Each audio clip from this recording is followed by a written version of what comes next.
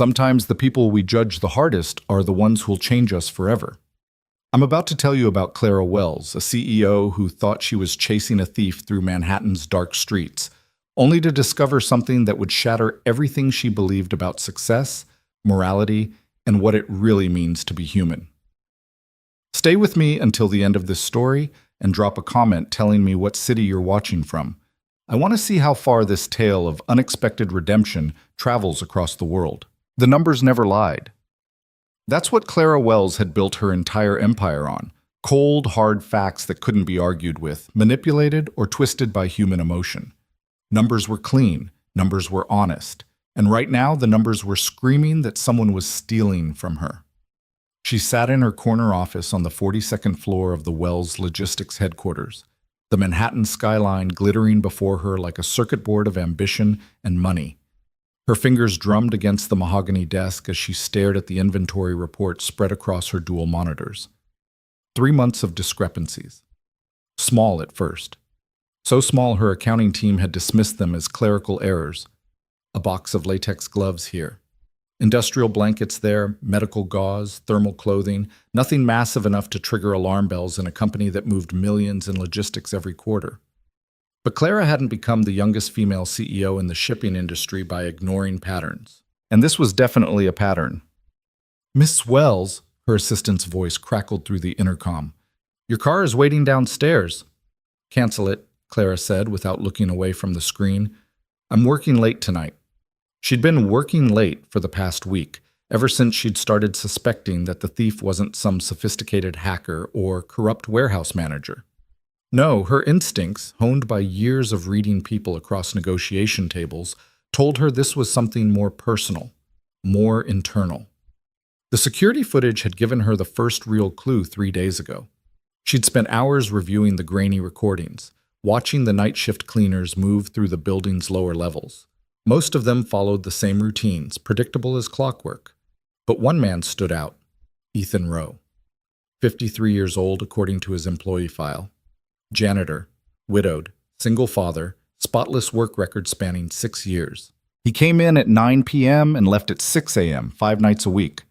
Unremarkable in every way, except for the past month, when he'd started leaving earlier.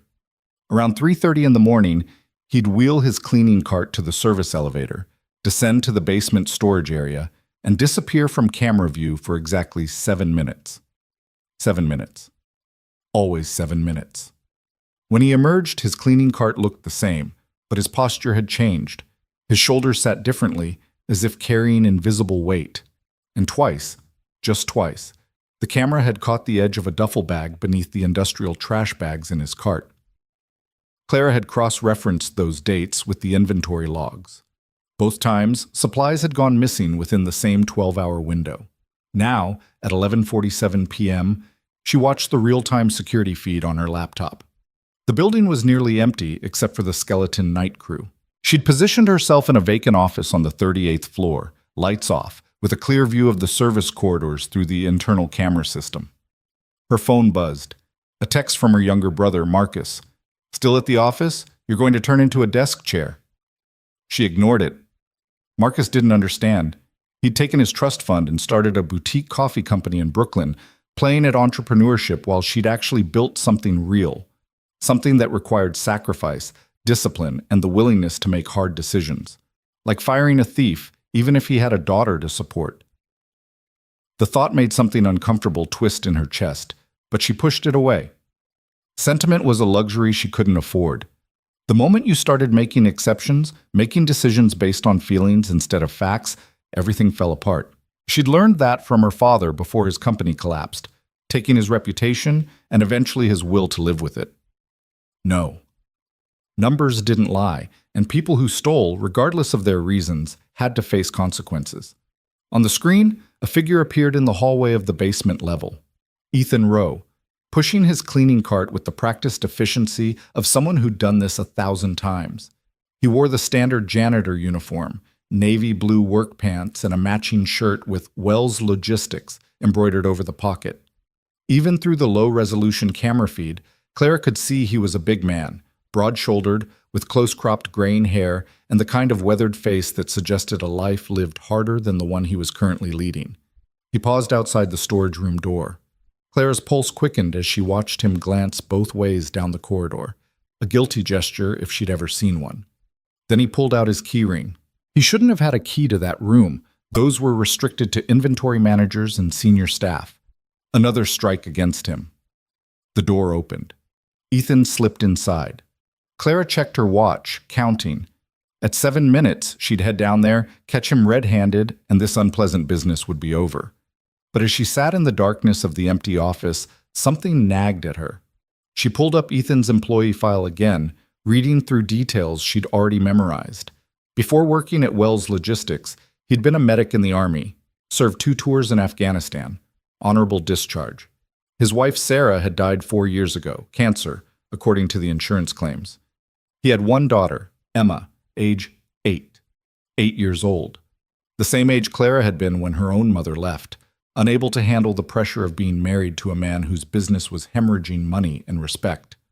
She shook her head sharply. This was exactly the kind of emotional reasoning she needed to avoid. An 8-year-old daughter didn't give someone the right to steal. It just made the situation more tragic. 6 minutes had passed. Clara stood, smoothing down her black pencil skirt and adjusting her blazer. She'd confronted hostile takeover attempts in boardrooms full of men who thought she was too young, too female, too ambitious. A janitor with sticky fingers would be simple by comparison. She was halfway to the elevator when her phone buzzed again. This time it was her CFO, Gavin Cross. Quarterly projections are stellar. Drinks tomorrow to celebrate? Gavin. Always networking, always angling. He'd been her father's protege once, back before the collapse. When Clara had taken over the reconstituted company 5 years ago, she'd kept him on because he understood the business inside and out. But there was something about him that always felt slightly oily, like he was perpetually calculating how every interaction could benefit him. She texted back, "Maybe. Busy week." Then she silenced her phone and stepped into the elevator. The descent to the basement seemed to take forever. Clara caught her reflection in the polished steel doors. 34 years old, expertly styled dark hair pulled back in a neat bun, sharp features that her ex-boyfriend had once called beautiful in a severe way before she'd ended things because he couldn't understand that her company would always come first. The doors opened onto the basement level, and the temperature immediately dropped several degrees. This was the working heart of the building: concrete floors, exposed pipes, industrial lighting that hummed with a slight flicker. Her heels clicked against the floor as she walked, each step echoing off the walls. The storage room door was still closed. Clara pressed her ear against it but heard nothing. She pulled out her master keycard, CEO privileges meant access to everything, and swiped it slowly, deliberately. The lock disengaged with a soft click. She pushed the door open. Ethan Rowe stood in the center of the room, frozen like a deer in headlights. In his hands was a cardboard box filled with medical supplies: gauze, antiseptic, latex gloves.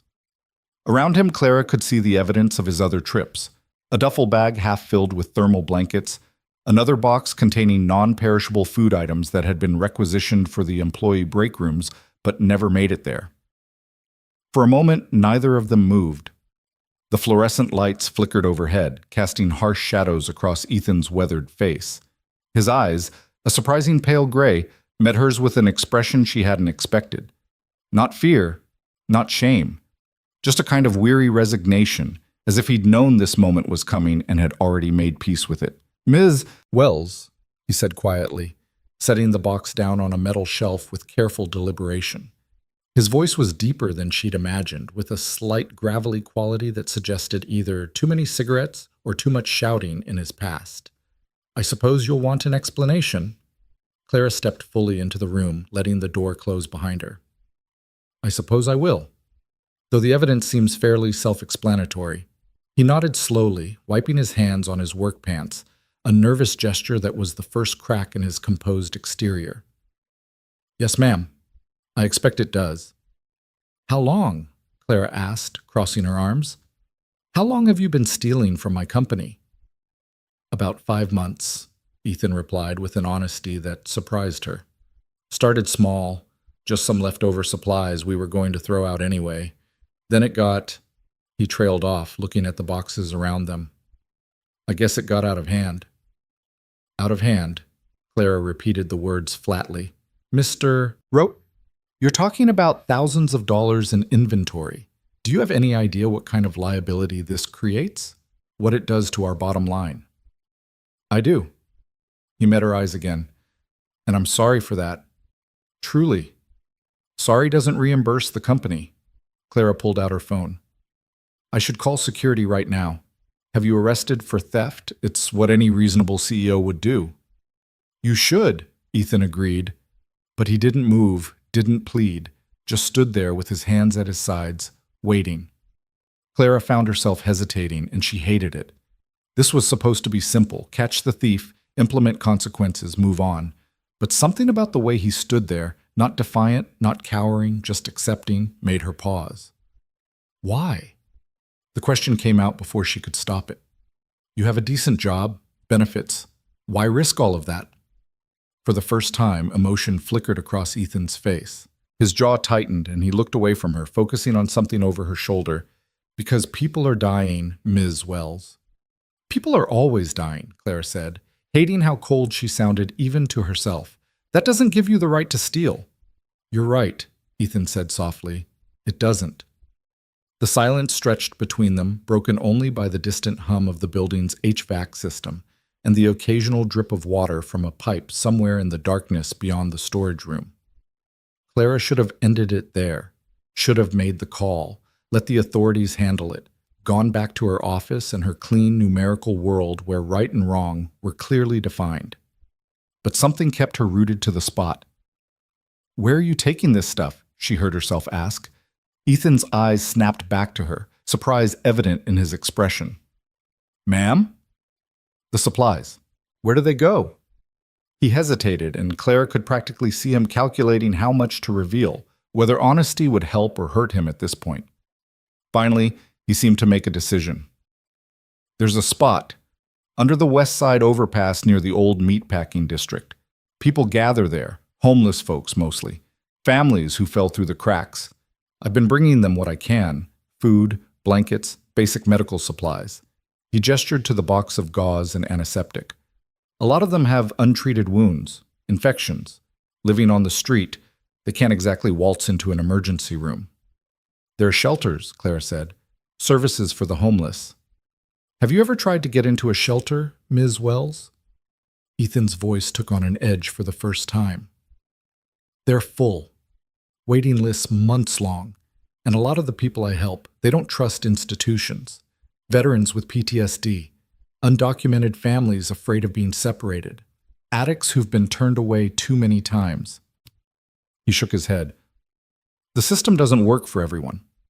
So you decided to create your own system, Clara said, using my company's resources. Yes. He didn't apologize again, which somehow made it worse, or more honest, she couldn't decide which. Clara walked slowly around the room, taking inventory with her eyes.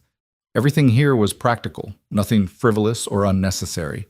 Medical supplies, thermal clothing, non-perishable food, the kind of items that could mean the difference between survival and catastrophe for someone living on the margins.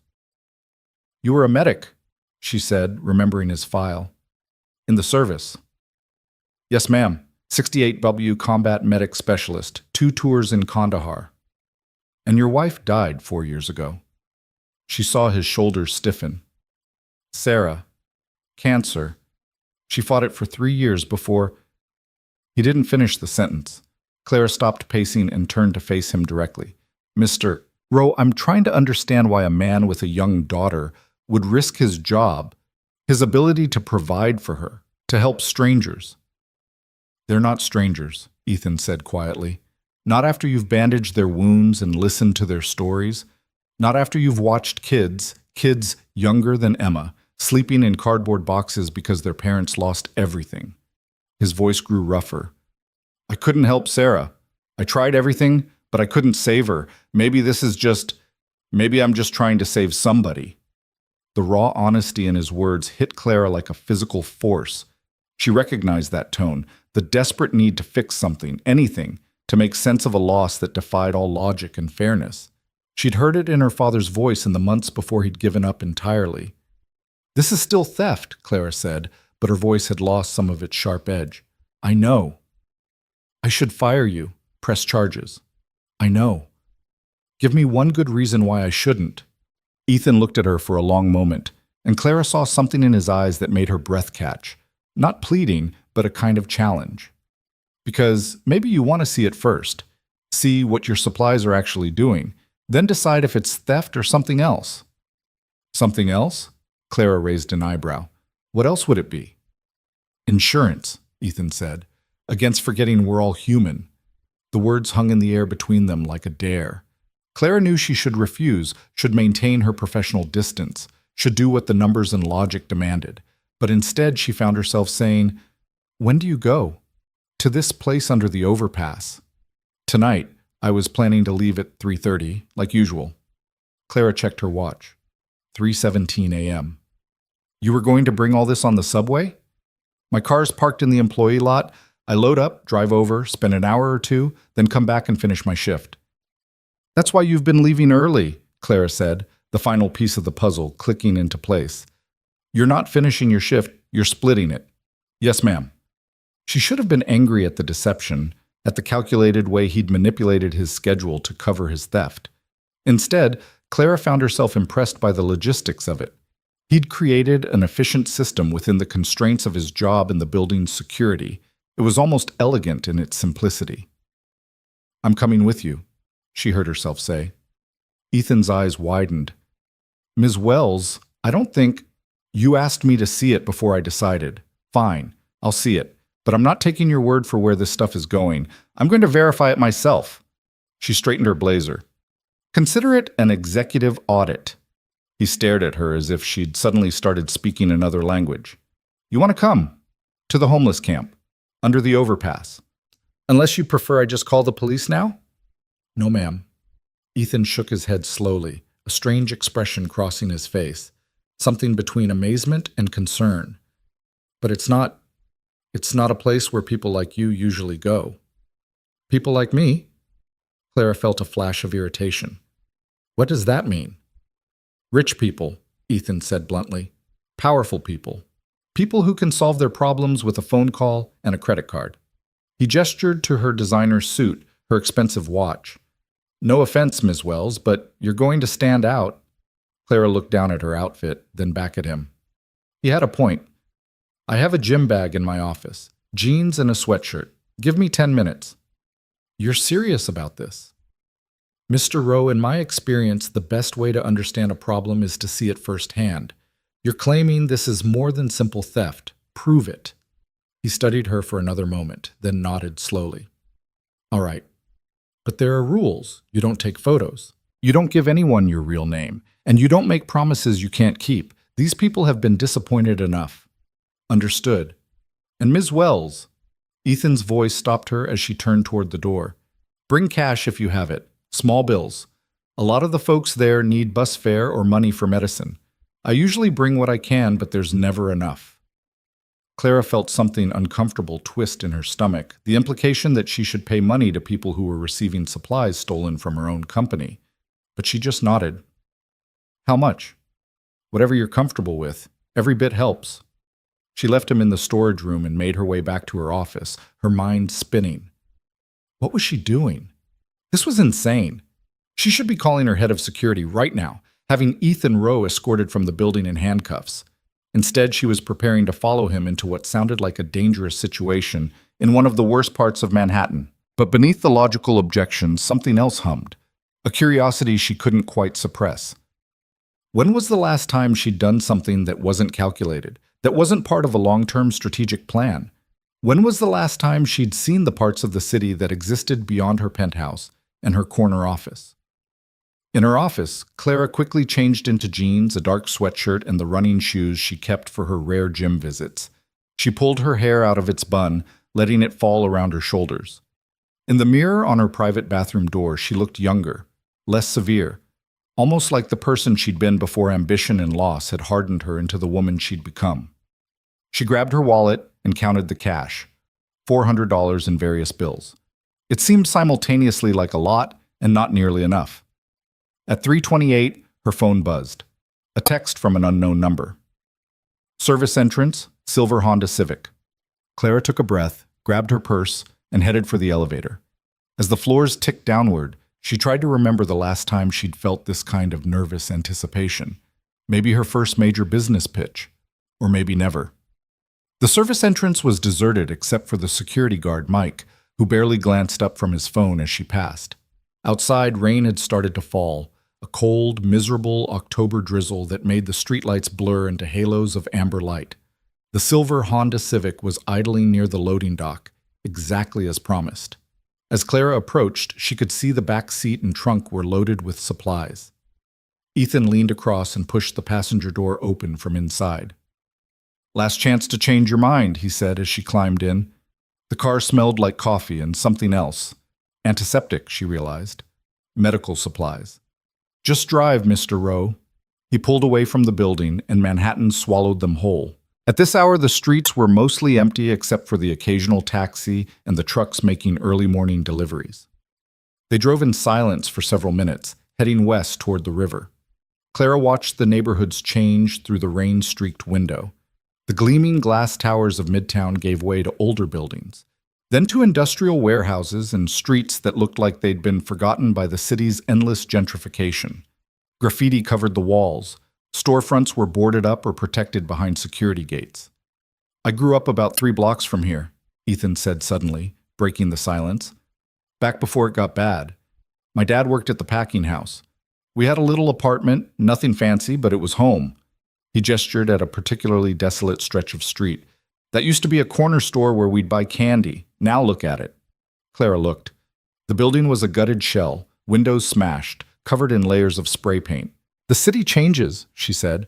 "That's just economics." "Is it?" Ethan glanced at her. "Or is it that some people matter and some people don't? Some neighborhoods get investment and others get forgotten." "That's an oversimplification." "Maybe." He turned down a street that seemed to lead toward the elevated highway. "Or maybe it's the simple truth, and we just dress it up in complicated language to feel better about it." They pulled into a space beneath an overpass where the highway roared overhead. The area was shielded from the rain, but dark, lit only by a few distant streetlights and what looked like battery-powered lanterns scattered among the shadows.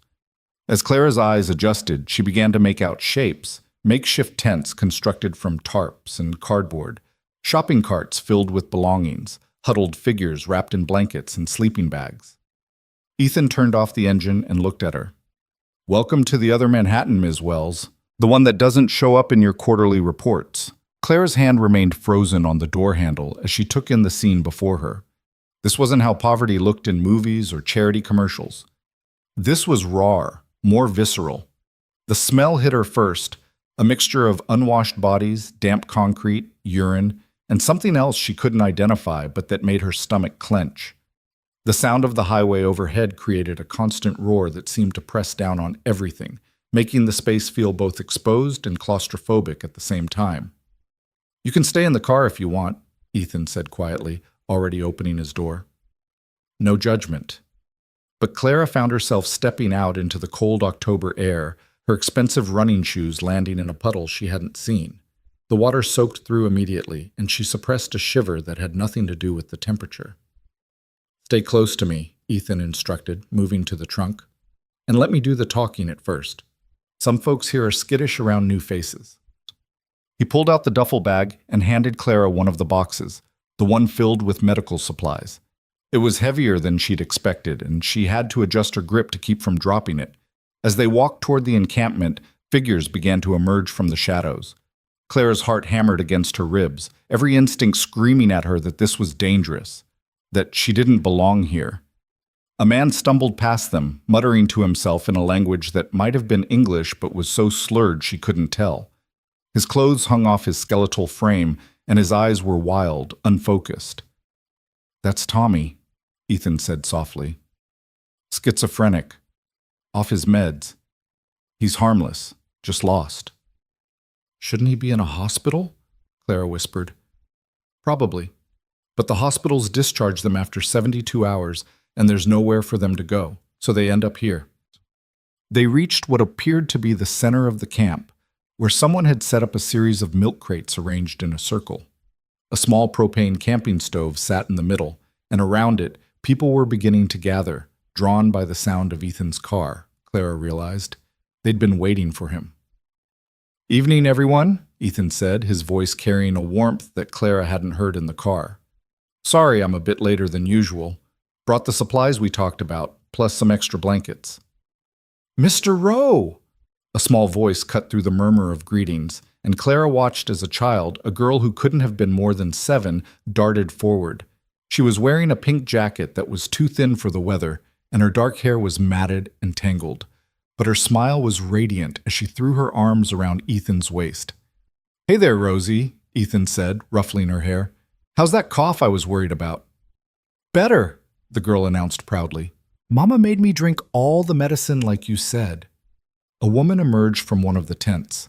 Early 30s, Clara guessed, but looking older. Her face was drawn, exhausted, and there was a wariness in her eyes that never quite faded, even when she smiled at Ethan. "Thank you again for that. The cough syrup really helped." "That's what I like to hear." Ethan set down his duffel bag and gestured to Clara. "This is my friend. She's here to help tonight." Clara felt a dozen pairs of eyes turn toward her, assessing, suspicious. She forced herself to meet their gazes, to smile even though her face felt stiff with discomfort. "Any friend of Mr. Rose is welcome here," an older black man said, rising from his seat on a milk crate with some difficulty. His right leg was bandaged, poorly, Clara noticed, and he moved with a pronounced limp. "Name's Curtis. I'm what you might call the unofficial mayor of this little community." "Nice to meet you," Clara managed, not sure if she should offer to shake his hand. The decision was made for her when Curtis extended his own, calloused and missing 2 fingers. She shook it, trying not to stare at the stumps. "Lost them in a factory accident," Curtis said matter-of-factly, catching her look. 23 years I worked that line. One day the safety guard failed, and boom, no more fingers. Workers' comp ran out, medical bills piled up, lost the house, lost the wife. Funny how fast you can go from middle class to this." "I'm sorry," Clara said, and meant it. "Ancient history now." Curtis waved his damaged hand dismissively. "What matters is the present. And presently, we got about 40 folks here tonight who could use what Mr. Rowe brought. So let's get to work." Ethan had already begun unpacking supplies with practiced efficiency. From the duffel bag, he pulled out a large pot, cans of soup, a jug of water. Within minutes, he had soup heating on the propane stove, and the smell of chicken broth began to mingle with the less pleasant odors of the encampment. "Can you help distribute the blankets?" Ethan asked Clara, pointing to a bundle of thermal blankets, the ones she recognized from her company's inventory. "Start with the families. Kids and elderly get priority." Clara picked up the blankets, the synthetic material rough against her palms, and looked around helplessly. She had no idea where to start, how to approach these people. In her boardroom, she commanded respect with a single look. Here, she was utterly out of her depth. "I'll show you," a voice said. Clara turned to find Rosie, the little girl, looking up at her with solemn dark eyes. "I know where everybody sleeps." "Okay," Clara said, grateful for the guide. "Lead the way." As they walked through the encampment, Rosie kept up a steady stream of chatter that Clara suspected was designed to fill the awkward silence. "That's Mr. Peterson over there. He used to be a teacher, but then he got sick and couldn't work anymore. That tent with the blue tarp is where the Rodriguez family stays. There's 6 of them, and the baby cries a lot at night, but Mama says we shouldn't complain because they can't help it." "You and your mother live here?" Clara asked, trying to keep her voice neutral. "Uh-huh. For 8 months now. We used to have an apartment, but then Mama's boss said she couldn't bring me to work anymore, and she couldn't afford daycare and couldn't afford the rent without working, so we left." Rosie said this all in one breath, as if it were the most normal thing in the world. "But it's okay. Mr. Rowe helps us. He's going to help Mama find a new job soon." Claire's throat tightened. This child, this beautiful, resilient child, was living under a highway overpass because the system had failed her at every turn. And she spoke about it with such casual acceptance, as if she'd already learned that this was just how the world worked for people like her. They stopped at a tent where an elderly Asian woman sat on a folding chair, wrapped in what looked like every piece of clothing she owned. Her face was deeply lined, and her hands shook slightly as she held a chipped mug of something steaming. "Mrs. Chen, this lady brought blankets," Rosie announced. The old woman looked up at Clara with rheumy eyes. "Very kind," she said in heavily accented English. "Very cold tonight." Clara handed her one of the thermal blankets, watching as the woman's face lit up with genuine joy at this simple gift. Thank you, Mrs. Chen kept repeating, clutching the blanket like it was made of gold. "How long have you been here?" Clara found herself asking. Mrs. Chen's smile faded. 2 years. My son, he's supposed to take care of me, but he lose job, lose house. He try very hard, but cannot take care of mother too. So I come here. Is better than burden to family. You're not a burden, Clara said automatically, though the words felt hollow even as she spoke them. What did she know about this woman's situation? About the impossible choices families had to make when the safety net failed? They continued through the camp, and with each tent, each person, Clara felt her carefully constructed worldview cracking. There was the veteran missing both legs, living in a wheelchair because the VA housing list was 2 years long. The young mother with a black eye who flinched whenever anyone moved too quickly. The teenager, couldn't have been more than 16, who'd run away from foster care and now survived by recycling cans. These weren't the faceless statistics she'd seen in reports. They weren't numbers to be analyzed and filed away. They were human beings with stories, with dignity, with dreams that had been deferred or destroyed by circumstances often beyond their control. By the time Clara made her way back to the center of the camp, Ethan had the soup ready. A line had formed, orderly, patient, everyone waiting their turn. She watched as he ladled out portions into an assortment of mismatched containers, plastic bowls, old coffee cups, even a few empty tin cans. No one complained about the size of their serving or asked for more. They just accepted what they were given with quiet gratitude. "You want to help?" Ethan asked, nodding toward a box of bread rolls. "One per person." Clara took her position in the makeshift assembly line, handing out rolls as people filed past. Some met her eyes and smiled. Others kept their gazes down, as if ashamed to be receiving charity. One man, maybe 30, with prison tattoos visible on his neck, paused in front of her. "You're that CEO lady," he said suddenly. "From Wells Logistics. I seen your picture in the paper." Clara's heart stopped. She glanced at Ethan, but he was focused on serving soup. My cousin used to work in your warehouse. Said you was fair, tough, but fair." The man took his bread roll. "Respect for coming down here. Most people like you, they don't see us. We're invisible." He moved on before Clara could respond, leaving her standing there with a bread roll in her hand and a lump in her throat. After everyone had been fed, Ethan pulled out his medical supplies. "Anyone need patching up tonight?" he called out. Several hands went up. Clara watched as Ethan transformed into someone else, the combat medic he'd once been, efficient and focused. He cleaned wounds, changed bandages, dispensed advice and over-the-counter medications from a bag that Clara realized he must have purchased with his own money. "You do this every night?" she asked quietly as he worked on a nasty cut on someone's arm. 3-4 times a week when I can manage it, more when the weather's bad." He dabbed antiseptic on the wound, ignoring the man's hiss of pain. "You'd be surprised how many people out here are dealing with infections, chronic conditions, injuries that never healed right, and they can't exactly show up at a clinic without insurance or ID. There must be programs. Ethan's laugh was bitter as he began wrapping gauze around the man's arm. "You know what programs require, Ms. Wells. Paperwork, documentation, fixed addresses, ability to navigate bureaucracy.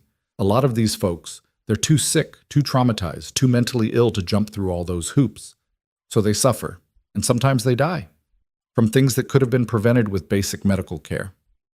The man whose arm he'd been bandaging spoke up. "Lost my buddy last winter, Marcus. He had pneumonia, wouldn't go to the hospital because he had warrants. Not serious warrants, just unpaid tickets, stupid stuff. But he was scared they'd arrest him, so he stayed here and tried to tough it out." The man's voice broke. "Found him one morning, frozen in his sleeping bag. He was 27 years old." Clara felt sick. She'd lived her entire life less than 5 miles from this place, and she'd never known. never wanted to know. It was easier to believe that poverty was a failure of character, that people who ended up homeless had somehow earned their fate through bad decisions or lack of ambition. But standing here, listening to their stories, she couldn't maintain that comfortable fiction. "I want to show you something," Curtis said, appearing at her elbow. "If you got a minute?" Clara followed him to a tent that was larger than the others, with a hand-painted sign hanging from the entrance that read "The Ladle" in cheerful letters. Inside, it was surprisingly organized. Shelves made from milk crates holding donated books, a charging station cobbled together from a car battery and power strip, a bulletin board covered in handwritten notes. "This is what Mr. Rowe really built," Curtis explained, pride evident in his voice. "It ain't much, but it's ours. We got a system here. Everyone contributes what they can. The Ladle, that's what we call this whole operation. It's become more than just a soup kitchen. It's a community." Clara looked at the bulletin board more closely. Among the notes were job listings, information about free services, even a schedule for volunteer tutoring sessions for the kids in the camp. "See this?" Curtis pointed to a note card covered in childish handwriting. "That's from Rosie's friend Marcus, different Marcus, not the one who died. Kid's 11 years old, been living out here with his mom for 6 months. But he's been teaching the younger kids their ABCs, using books Mr. Rowe brings from the library." "This is incredible," Clara said softly. "It's survival," Curtis corrected. "When the world forgets about you, you got to remember each other. Mr. Rowe, he gave us the tools and the supplies, but we built this together. We take care of our own." They emerged from the tent to find Ethan surrounded by children. He was reading from a battered copy of Where the Wild Things Are, doing silly voices that had the kids giggling despite the late hour and the cold. Rosie sat on his lap, her thumb in her mouth, eyes heavy with sleep. "He's good with them," Clara observed. "Should be. He's got his own daughter." Curtis lit a cigarette, cupping his hand around the flame against the wind. "She don't know about this place. Emma, that's her name. Mr. Rowe keeps this part of his life separate, says he doesn't want her worrying." "How do you know about his daughter?" Curtis smiled. "We talk, real talk, not the kind where people are performing for each other. Out here, pretense don't survive long. Mr. Rowe told me once that after his wife died, he felt like he was drowning. Going through the motions for his kid, but dead inside. Then one night he was driving home late, saw some folks under this overpass, and something in him just stopped. He got out of his car with the first aid kit he keeps in his trunk and asked if anyone needed help." "And that's how the Ladle started?" "That's how Mr. Rowe started healing," Curtis said. "The Ladle came after, but yeah, that was the beginning.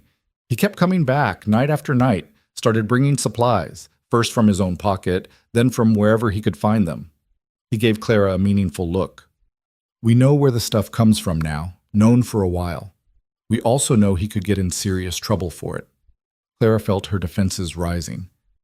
"Then you understand why what he's doing is necessary?" Curtis interrupted. "Yeah, we understand that just fine. Question is, do you?"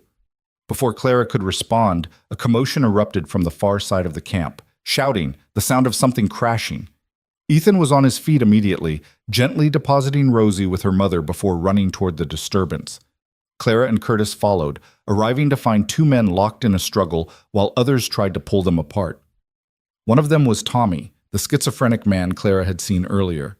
The other was younger, strung out, with the telltale sores and twitching movements of a meth addict. "He took my blanket," the younger man was screaming. "I was just gone for 5 minutes and he took my stuff." "I didn't take nothing," Tommy shouted back, his eyes wild with confusion and fear. "The voices said to move it. The voices said it wasn't safe there." Ethan waded into the fray with surprising authority. "Both of you, back off. Now!" His voice carried the unmistakable ring of command, the kind Clara imagined he'd used in combat zones. Both men hesitated, then slowly separated. "Tommy, where did you move the blanket?" Ethan asked, his tone gentler now. "Over there." Tommy pointed to a shopping cart 20 feet away. "The voices said the ground was dangerous, said there were snakes." Ethan retrieved the blanket and handed it back to the younger man, who snatched it with shaking hands. "There you go. No harm done." "He's crazy," the addict muttered. "Shouldn't be here with the rest of us." "Where should he be, Jason?" Ethan asked quietly. "You tell me where Tommy should go. The hospital that'll discharge him in 3 days? The shelter that's full? Back to the family that can't handle his episodes? Where? Jason had no answer. He just clutched his blanket and stalked away. Ethan turned to Tommy, who was rocking back and forth now, his arms wrapped around himself. Hey, buddy, you okay? The voices are loud tonight, Tommy said, tears streaming down his weathered face. They won't stop. They keep telling me things, and I don't know what's real anymore. I know. Ethan pulled a pill bottle from his medical bag. I got something that might help. Nothing strong, just something to take the edge off. Can you trust me enough to take it? Tommy nodded, his whole body shaking. Ethan dispensed 2 pills and a bottle of water, waiting patiently while Tommy swallowed them. Then he guided the older man to a quiet corner and sat with him, talking in low tones until the shaking subsided. Clara watched all of this with a growing sense of awe mixed with horror. This was the reality that existed in the shadows of her gleaming city. This was what falling through the cracks actually looked like. Not a neat statistic, but a man suffering from mental illness with nowhere to go and no one to help him except a janitor who stole medical supplies in the middle of the night.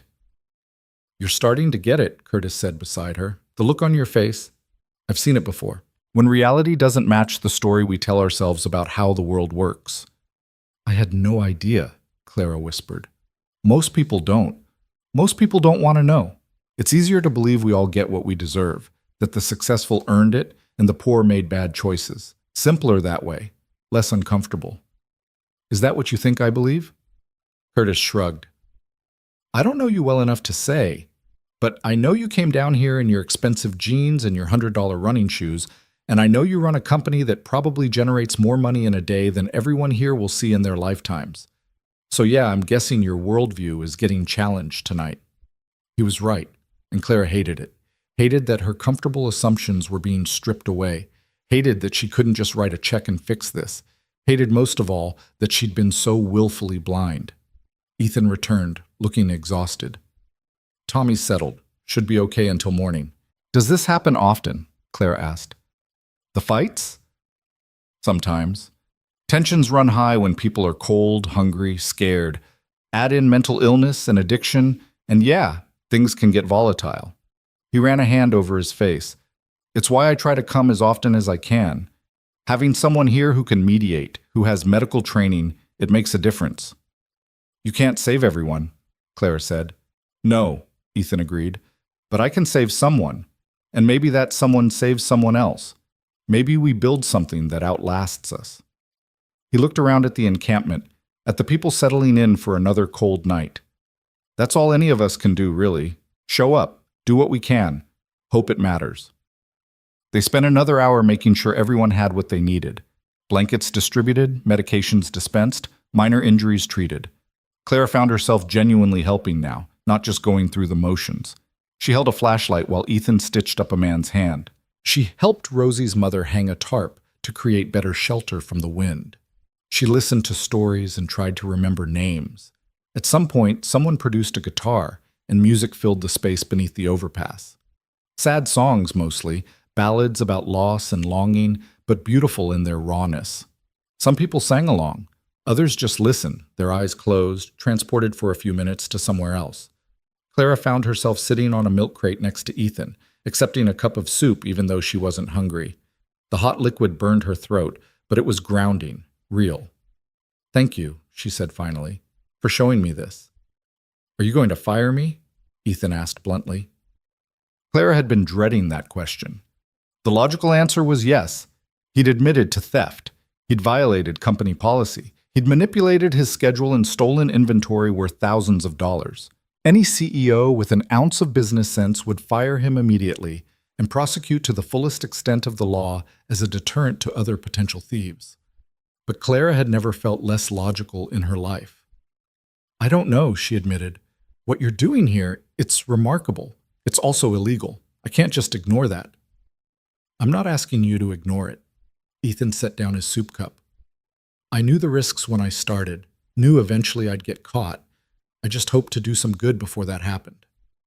Why didn't you just ask for help? Start a legitimate charity? There are ways to do this that don't involve theft. Ethan laughed, but there was no humor in it. Ms. Wells, do you know how hard it is to start a charity? The paperwork, the legal fees, the tax status applications? I'm a janitor with a high school diploma and a daughter to support. I don't have the time or the resources for all that. And meanwhile, people are suffering right now. Not next year after I file the right forms, right now. So you decided to steal. I decided to act. He met her eyes directly. Maybe it was wrong. Probably was. But doing nothing felt worse. They sat in silence for a while, the guitar music and highway noise washing over them. Clara thought about her father, about how he'd spent years playing by the rules, following all the proper procedures, trying to save his company through legitimate means. And in the end, it had all collapsed anyway, and he died believing he was a failure. What if the rules were the problem? What if the system itself was broken in ways that no amount of procedural compliance could fix? Tell me about your wife, Clara said suddenly. She wasn't sure why she wanted to know, only that it seemed important. Ethan's face softened and tightened at the same time. Sarah, we met in college. Well, when I was taking night classes after the Army. She was getting her teaching degree. Wanted to work with special needs kids. He smiled at the memory. She was so goddamn optimistic, believed everyone deserved a chance, that the right support could help anyone succeed. She sounds wonderful. She was. She really was. His voice grew rough. When she got sick, I watched that optimism drain away. Watched the medical bills pile up despite our insurance. Watched her lose her job because she couldn't work through the chemo. Watched the system she believed in fail her at every turn. I'm sorry. The last thing she said to me, Ethan stopped, swallowed hard. She said, don't let them make you bitter. Find a way to stay human. I didn't understand what she meant at the time. I was too angry, too destroyed. But then I found this place, these people, and I realized this is how I stay human, by seeing them, by helping when I can. Clara felt something crack inside her chest, some wall she'd built brick by careful brick over years of disappointment and loss. My father killed himself, she heard herself say, words she never spoke aloud. His company failed. Everyone abandoned him, and he decided the world would be better off without him in it. Jesus, Ethan breathed. I was 14, found him in the garage. Clara stared at her hands, unable to meet his eyes. After that, I promised myself I'd never be vulnerable like that. Never let emotion cloud my judgment. Never trust anything that couldn't be quantified and measured. Is that working out for you? The question was gentle, but landed like a blow. Clara looked around at the encampment, at Curtis checking on people before bed, at Rosie's mother singing softly to her daughter, at Tommy sleeping peacefully for the first time all night. This was messy and complicated and completely illogical. It shouldn't work. By every rational measure, Ethan's operation was unsustainable, illegal, and foolish. And yet it was beautiful. It was human in a way Clara's spreadsheets and quarterly reports would never be. No, she admitted, it's not working out at all. They packed up around 5 a.m., leaving behind supplies and the promise to return soon. As they drove back through the city, dawn was beginning to break over Manhattan's skyline, painting the glass towers in shades of pink and gold. To Clara, they looked different now, not symbols of achievement, but monuments to inequality, gleaming while people suffered in their shadows. What happens now? Ethan asked as they pulled into the Wells Logistics parking lot. The night shift was ending, early morning workers beginning to arrive. Clara sat in the car, her mind racing. She should fire him. She should call the police. She should protect her company and her liability and all the things a good CEO was supposed to protect. But instead, she thought about Rosie's smile and Mrs. Chen's gratitude and Tommy's tears and Curtis's quiet dignity. She thought about her father in that garage, defeated by a world that measured worth only in dollars. She thought about Ethan's wife telling him to stay human. I need time to think, she said finally. Don't come in tomorrow night. Take a few days off, paid. I need to figure this out. And the ladle? Keep doing what you're doing, for now. But Ethan, she turned to face him. We need to find a better way. A sustainable way. Because eventually, someone else is going to notice those missing supplies, and I might not be the one who catches you next time. He nodded slowly. Thank you, Ms. Wells. Clara, she said, if we're going to figure this out together, you should call me Clara. She got out of the car and walked toward the building, still wearing her jeans and sweatshirt, her hair loose around her shoulders. Mike, the security guard, did a double take when he saw her. Miss Wells, you okay? You look different, Clara supplied. I feel different, Mike. I feel completely different. She rode the elevator up to her office as the city woke around her, and for the first time in years, Clara Wells had no idea what she was going to do next. The uncertainty should have terrified her. Instead, it felt strangely like hope. Clara stood in her office shower 20 minutes later, watching dirt and grime swirl down the drain along with what felt like layers of her former self. The hot water couldn't quite reach the cold that had settled into her bones, not from the weather, but from the recognition of how much suffering existed just miles from where she conducted her business every day. She dressed in the spare suit she kept in her closet, pulled her hair back into its usual severe bun, and looked at herself in the mirror. The woman staring back looked exactly the same as yesterday, but Clara knew something fundamental had shifted beneath the surface. Her phone buzzed with accumulated messages from the night. Her brother Marcus asking if she was alive. Gavin Cross confirming their meeting about quarterly projections. Her assistant with a dozen scheduling questions. The normal machinery of her life grinding forward as if nothing had changed. But everything had changed. Clara just didn't know what to do about it yet. She spent the morning in meetings, nodding at the right moments and signing off on decisions that felt suddenly trivial. A dispute over vendor contracts. A presentation about optimizing warehouse space. Numbers and projections and efficiency metrics that had consumed her entire world just 24 hours ago now seemed to exist in a different dimension, disconnected from the reality she'd witnessed under that overpass. Are you even listening? Gavin's sharp voice cut through her thoughts. They were in her office, reviewing the quarterly report he'd prepared. I said the profit margins are up 3%. That's excellent news. Yes, Clara said distantly. Excellent. Gavin leaned back in his chair, studying her with those calculating eyes that always made her feel like he was mentally tallying her worth. He was 48, impeccably dressed as always, in a suit that probably cost more than most people earned in a month. His silver hair was styled perfectly, his nails manicured, his smile revealing teeth too white to be natural. Everything about Gavin Cross was polished and professional and slightly reptilian. You seem distracted, he observed. Everything all right? Fine. Just a long night. Ah, yes. I noticed you were here quite late. Security logs show you left at 3:30 a.m. He said this casually, but Clara felt a warning tingle at the base of her spine. Burning the midnight oil? Something like that. Well, don't burn yourself out. The company needs you sharp. Gavin gathered his papers with precise movements. Speaking of which, I've been reviewing some of our operational expenses. There are some irregularities in the supply inventory I wanted to discuss.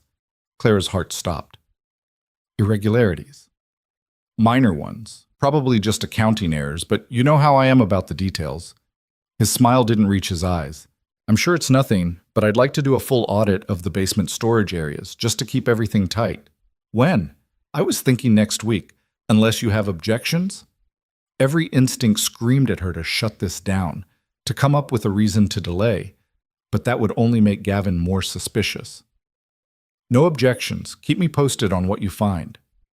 After he left, Clara sat at her desk with her head in her hands. An audit would expose Ethan's operation immediately. The missing supplies, the altered schedules, everything. She had maybe a week to figure out a solution before the ladle came crashing down and took Ethan with it. Her phone rang. Marcus. She let it go to voicemail, but he called again immediately. With a sigh, Clara answered. Are you dead? Her brother demanded. Because that's the only acceptable excuse for ignoring my texts all night. I'm not dead, Marcus. I'm working. You're always working. That's the problem. She could hear cafe sounds in the background. Marcus spent most of his time in his coffee shop, treating it more like a social club than a business. Listen, I'm in the neighborhood. Let me buy you lunch. I can't. That wasn't a question, Clara. You sound weird. I'm coming up. He hung up before she could protest. Clara considered locking her door, but Marcus would just camp out in the lobby until she relented. Her brother had inherited all their mother's stubborn charm, while Clara had gotten their father's rigid determination. Sometimes she envied him his easy relationships and comfortable privilege, but mostly she just found him exhausting. Marcus arrived 30 minutes later, breezing past her assistant with the confidence of someone who'd grown up wealthy and never learned to doubt his place in any room. He was 31, dressed in deliberately casual clothes that probably cost as much as formal wear, expensive jeans, a cashmere sweater, artfully messy hair that required more maintenance than Clara's severe bun. "You look terrible," he announced, dropping into the chair Gavin had vacated. "When's the last time you slept?" "Good to see you too." "I'm serious, Clara. You've got this look, the same one Dad used to get when things were falling apart. It scares me." The mention of their father created a thick silence. They rarely talked about him, preferring to leave that wound carefully bandaged and hidden away. "I'm fine," Clara said. "Just dealing with some personnel issues." "Personnel issues?" Marcus snorted. "Is that what we're calling it? Clara, you need to take a break. When's the last time you did something that wasn't work-related? Saw friends? Went on a date?" "I don't have time for—" "See, that's the problem right there. You don't have time for living. You're 34 years old and you're turning into a robot." He leaned forward, his expression softening. "I worry about you. Ever since Dad, you've been so focused on being successful that you've forgotten how to be happy. Success is what matters." "Is it? Because from where I'm sitting, you look pretty miserable despite all this." He gestured around her luxurious office, with its panoramic views and expensive furniture. "What's the point of building an empire if you're alone in it?" Clara wanted to snap at him, to defend her choices and her life, but the words stuck in her throat. Because Marcus was right, wasn't he? She'd spent years building walls around herself, measuring worth only in achievements and acquisitions, and for what? So she could sit in this office feeling empty while people suffered in the streets below? "I saw something last night," she heard herself say. "Something that changed how I see things." Marcus's eyebrows rose. "That's unusually cryptic for you. Want to elaborate?" Clara found herself telling him about Ethan, about the ladle, about the people living under the overpass. Not everything. She was careful not to implicate Ethan in any specific crimes, but enough to convey the core of what had shaken her so badly. Marcus listened without interrupting, which was unusual for him. When she finished, he was quiet for a long moment. "So what are you going to do about it?" he finally asked. "I don't know. That's the problem. The logical thing would be to fire him, report the theft, protect the company from liability. But Marcus, you should have seen it. This man is saving lives with our discarded supplies. Children are sleeping warmer because of him. People with infected wounds are getting treatment. How do I weigh that against corporate policy?" "You're asking the wrong question," Marcus said. "The question isn't whether to punish him. It's how to help him do it better." "What do you mean?" "Clara, you're a CEO of a logistics company. You move supplies all over the world every day. If anyone could build a system to get resources to people who need them, it's you." He spread his hands. "Why does it have to be either or? Fire him or ignore the theft? Why can't you create something new?" "Like what?" "I don't know. A charity arm of the company? A partnership with existing homeless services? Use your business brain to solve this like a business problem." Marcus stood, heading for the door. "And maybe in the process, you'll remember that business is supposed to serve people, not the other way around." After he left, Clara sat at her desk staring at nothing. Marcus had planted a seed, but she had no idea how to make it grow. She pulled up files on corporate charitable foundations, tax structures for nonprofits, legal frameworks for donating surplus inventory. The more she read, the more complicated it became. Regulations, oversight committees, liability clauses, a maze of bureaucracy that would take months to navigate. And she had a week before Gavin's audit exposed everything. For the next 3 days, Clara threw herself into research with the same intensity she'd once applied to building her company. She took meetings with lawyers and accountants. She studied models from other corporations with charitable arms. She ran numbers until her eyes burned, trying to find a way to make it work within the existing system. But every path led to the same conclusion. Legitimizing what Ethan was doing would take time they didn't have, and resources that would require board approval. And the board would want cost-benefit analyses, return on investment projections, brand enhancement metrics. They'd turn human suffering into a line item and probably decide it wasn't worth the trouble. On the fourth night, Clara found herself back under the overpass. She told herself she was just checking on things, making sure Ethan was following her instructions to take time off. But really, she needed to see it again, needed to confirm that her memory of that night hadn't been exaggerated by exhaustion and emotion. It hadn't been. If anything, the reality was harder in the stark light of her returning awareness. Curtis greeted her with a knowing nod, as if he'd expected her to come back. Rosie ran up to ask where Mr. Rowe was, and Clara had to explain he was taking a few days off with his daughter. "Will he come back?" the little girl asked, worry creasing her young face. "Yes," Clara promised, hoping it was true. "He'll come back." She spent 2 hours there, and this time she didn't just observe, she participated. She helped distribute food that Curtis and others had pooled money to buy. She sat with Mrs. Chenin, learned the old woman had been a seamstress in China, had immigrated with dreams of a better life, had watched those dreams crumble when her son couldn't make it in America's ruthless economy. She listened to Tommy talk about his time as an engineer before his mind betrayed him. She held a baby while her mother, not much older than a child herself, tried to fix a broken tent zipper with shaking hands. These weren't statistics. They were people with stories, with talents, with worth that had nothing to do with their bank accounts or their productivity. The system had failed them in 1,000 different ways, and now they survived in the gaps, helping each other because no one else would. Clara was taking a break, sitting on a milk crate and drinking terrible coffee from a thermos someone had shared, when Curtis sat down beside her. "You're wrestling with something," he observed. "I can see it on your face." "How do you fix something this big?" Clara asked. "One person with stolen supplies isn't enough. But the system is so broken, so complicated. Where do you even start?" "You start where you are," Curtis said simply, "with what you have." "You think Mr. Rowe had some master plan when he started?" "No. He just saw someone bleeding and pulled out his first aid kit. Then he came back the next night, and the next. The ladle didn't come from some grand design, it grew from one small act of giving a damn. But I'm in a position to do more than one small act. I should be able to— Should. Curtis shook his head. That word will paralyze you. Should implies there's a perfect solution if you just think hard enough. But there isn't. There's just doing what you can with what you got right now and hoping it makes enough difference to matter.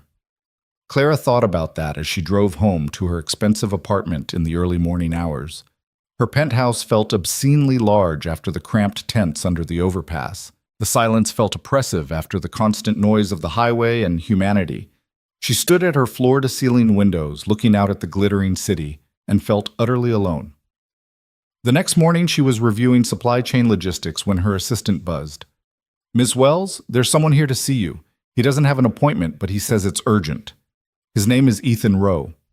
Claire's pulse jumped. "Send him in." Ethan entered looking uncomfortable in civilian clothes, jeans and a button-down shirt instead of his uniform. He held a baseball cap in his hands, turning it nervously. "Mr. Rowe, I told you to take time off." "I know, but I need to talk to you." He glanced around the office, taking in the obvious wealth and power it represented. "This is quite a place. What can I do for you?" "I'm turning myself in." The words came out flat, final.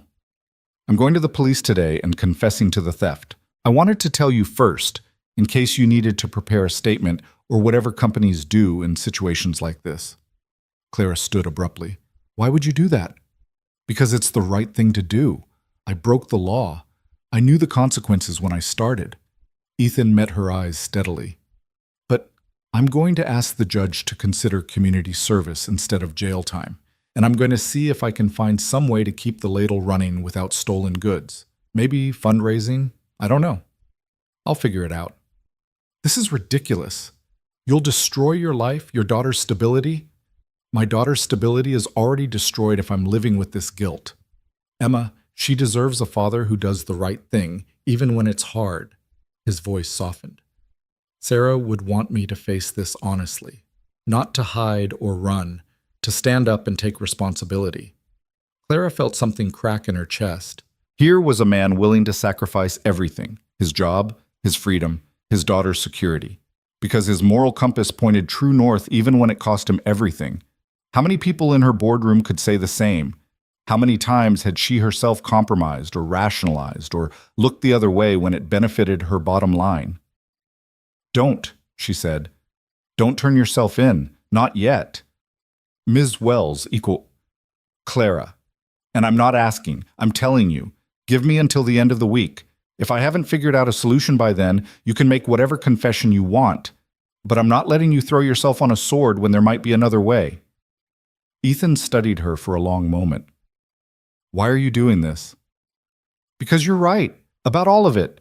The system is broken. People are suffering, and maybe I can't fix everything, but I can start where I am with what I have, just like Curtis said. She came around her desk to stand in front of him. You showed me something I needed to see. Now, let me try to do something about it. The audit? I know about the audit. That's why I need this week. Clara felt her mind starting to work again, pieces clicking into place the way they did when she was solving a complex business problem. Go back to the ladle. Keep doing what you're doing, and trust me to handle this. After Ethan left, Clara pulled out her phone and made a call she'd been avoiding for 3 years. The phone rang twice before a familiar voice answered. Clara, is that you? Hi, Mom. I need your help. Her mother lived in Connecticut now, had remarried someone kind and boring after the chaos of her marriage to Clara's father. They spoke maybe twice a year, awkward conversations laden with unspoken recriminations. But Linda Wells had spent 30 years in nonprofit work, had connections throughout the charitable sector, knew how to navigate the Byzantine world of social services. I need to set up a foundation, Clara said without preamble. Fast. And I need it to actually work, not just be a tax shelter. Can you help me? There was a long pause. Then, what happened to you? I had my eyes opened. Are you going to help or not? Of course I'll help. Tell me what you need. For the next hour, Clara and her mother talked strategy. Linda knew people who could expedite the paperwork, lawyers who specialized in charitable foundations, accountants who could structure it to maximize impact while protecting the parent company from liability. It would still take time, months probably, but Linda thought she could get a temporary operating framework in place within weeks if they pushed hard enough. This is going to be expensive, Linda warned. Initial funding, operational costs, liability insurance, are you prepared for that? I'll find the money. Clara was already mentally reviewing her options. She had personal savings, her Christmas bonus. She could probably leverage some discretionary corporate funds if she was creative with the accounting. Clara, her mother's voice softened. I'm proud of you for doing this. Your father would be too. The words hit harder than expected. Clara had spent so many years trying to succeed where her father had failed, trying to prove she was stronger, smarter, more disciplined. But maybe the real success wasn't in building an empire. It was in remembering to be human while doing it. Thanks, Mom. I'll call you tomorrow with more details. She hung up and immediately started making lists. Legal team, accounting review, board presentation strategy. She'd need to get buy-in from key stakeholders, frame this as a brand enhancement opportunity, make them see the value in corporate social responsibility. It was manipulation, but it was manipulation in service of something good, and Clara was willing to live with that compromise. She was so focused on her planning that she didn't notice Gavin enter her office until he was standing directly in front of her desk. Working hard? He asked, that oily smile in place. Clara minimized her screens. Always. What can I do for you? I wanted to give you a heads up about the audit. I've moved it up to tomorrow. Her blood went cold. Tomorrow? Why? Found some more irregularities. Thought it best to address them sooner rather than later. Gavin tilted his head, studying her reaction. Unless there's a problem with that? Clara forced herself to breathe normally, to keep her expression neutral. No problem, though I'm curious why you didn't run this schedule change past me first. It's an operational audit, not a strategic initiative. Didn't think CEO sign-off was necessary. His smile widened fractionally. But if you want to be there, you're welcome to join us. We're starting at 6 a.m. before the day shift arrives. Figured it would be less disruptive that way. I'll be there. After he left, Clara sat very still, her mind racing. Tomorrow. The audit was tomorrow. She had less than 24 hours to figure out a solution, and even with her mother's help, there was no way to get a foundation established that quickly. Ethan would be exposed. The ladle would be shut down. 40 people would lose the one safety net they had, unless she did something drastic. Clara pulled up the inventory records, studying the pattern of missing supplies. Then she cross-referenced them with Gavin's own access logs and movement patterns. He'd asked her to review operational expenses, claimed he'd found irregularities. But what if there were other irregularities he didn't want discovered? She spent the next 6 hours digging through records, following digital paper trails, looking for anything that didn't add up. Gavin was her CFO, had access to everything, had been with the company for years. If he was hiding something, he'd hidden it well. But everyone made mistakes. Even careful people left traces. It was after midnight when Clara found it. A series of small transfers, each too minor to trigger automatic oversight, but adding up to significant amounts over time. Money moving from operational accounts into what appeared to be legitimate vendor payments. Except when she checked the vendor registrations, several of them were shell corporations registered to addresses that didn't exist. Gavin had been embezzling, for years by the looks of it, probably since before Clara had taken over as CEO. Small amounts, carefully hidden, but definitely theft. And not theft to feed homeless children, theft to line his own pockets. Clara sat back in her chair, her heart pounding.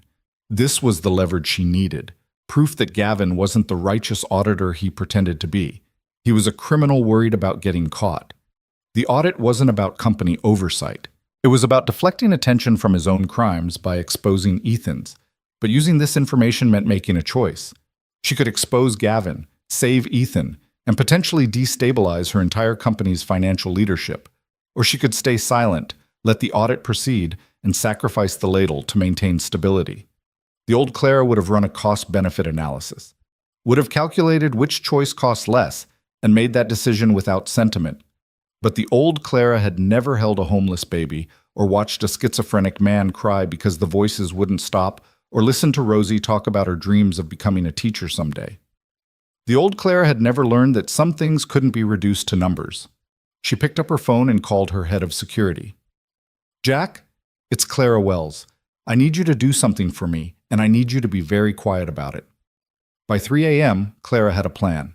It was risky, possibly illegal in ways she hadn't fully calculated, and absolutely the right thing to do. She'd spent her whole life playing it safe, following rules, trusting systems. And where had it gotten her? To a place where men like Gavin could steal with impunity, while men like Ethan faced prosecution for saving lives. Time to change the rules. She drove to the overpass one more time, finding Curtis awake and keeping watch while others slept. "Something's happening," she told him. "Tomorrow, I need you to make sure everyone stays away from here during the day. Can you do that?" "How long?" 24 hours. After that, either everything will be different or everything will be over." Curtis studied her in the dim light. "You're taking a big risk, aren't you? The biggest of my life." "Good," he smiled. "About time someone with power decided to risk something for people without it." Clara drove back to her apartment as dawn broke over Manhattan, painting the sky in shades of amber and rose. She showered, dressed in her most severe power suit, armor for the battle ahead, and arrived at her office at 5:30 a.m. Gavin was already there, along with 2 auditors Clara didn't recognize, and her head of security, Jack. She'd briefed Jack on what she'd found, shown him the evidence, and watched his face go from confusion to anger. Jack had served in the military with Ethan years ago, it turned out. One more connection in the web of human relationships that Clara had spent so long ignoring. "Shall we head down?" Gavin said cheerfully, gesturing toward the elevator. "Actually," Clara said, her voice cold and clear, "I think we need to have a different conversation first. In my office. All of you." She turned and walked away without waiting for a response, trusting they would follow. Power meant knowing when to command and when to request. Right now, this was a command. In her office, Clara positioned herself behind her desk while the others filed in. Gavin still wore that practiced smile, but she caught a flicker of uncertainty in his eyes. "There's been a change of plans," Clara announced. "The audit is canceled." "Canceled?" Gavin's smile faltered. "Clara, we discussed this, and now I'm undiscussing it." She opened her laptop, turned it so the screen faced him. "What I'd like to discuss instead is this pattern of transfers, the ones going to non-existent vendors, the ones that amount to roughly $400,000 over the past 5 years. The color drained from Gavin's face. "I don't know what you're talking about." "Really?"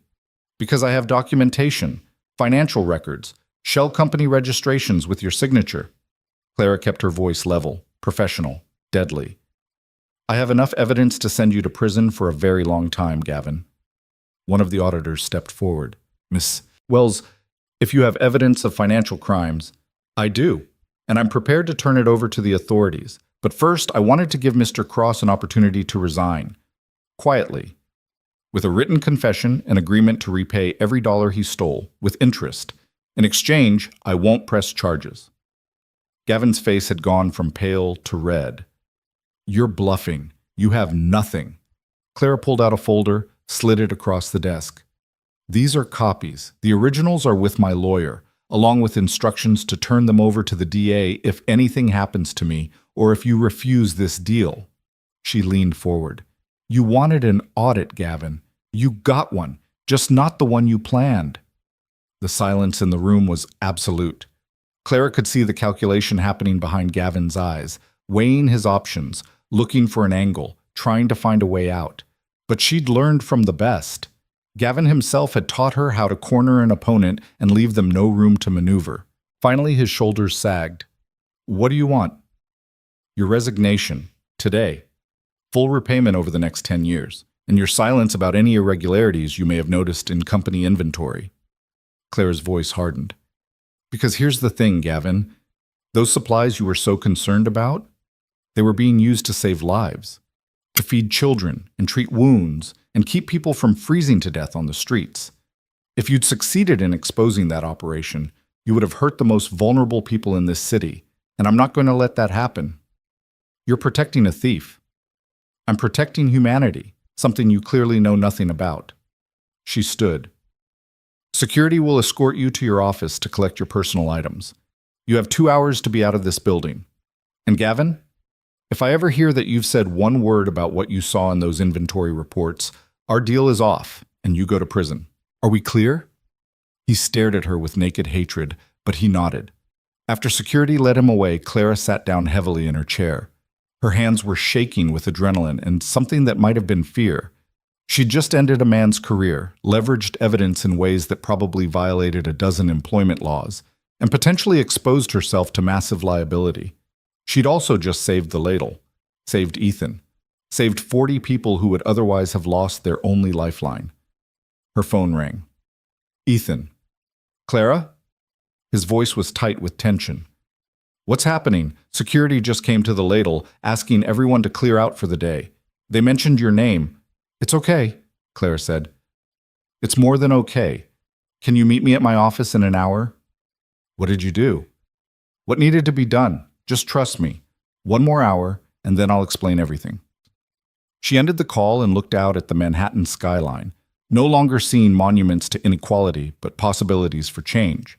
She still had her mother's call to make, legal frameworks to establish, a board to convince.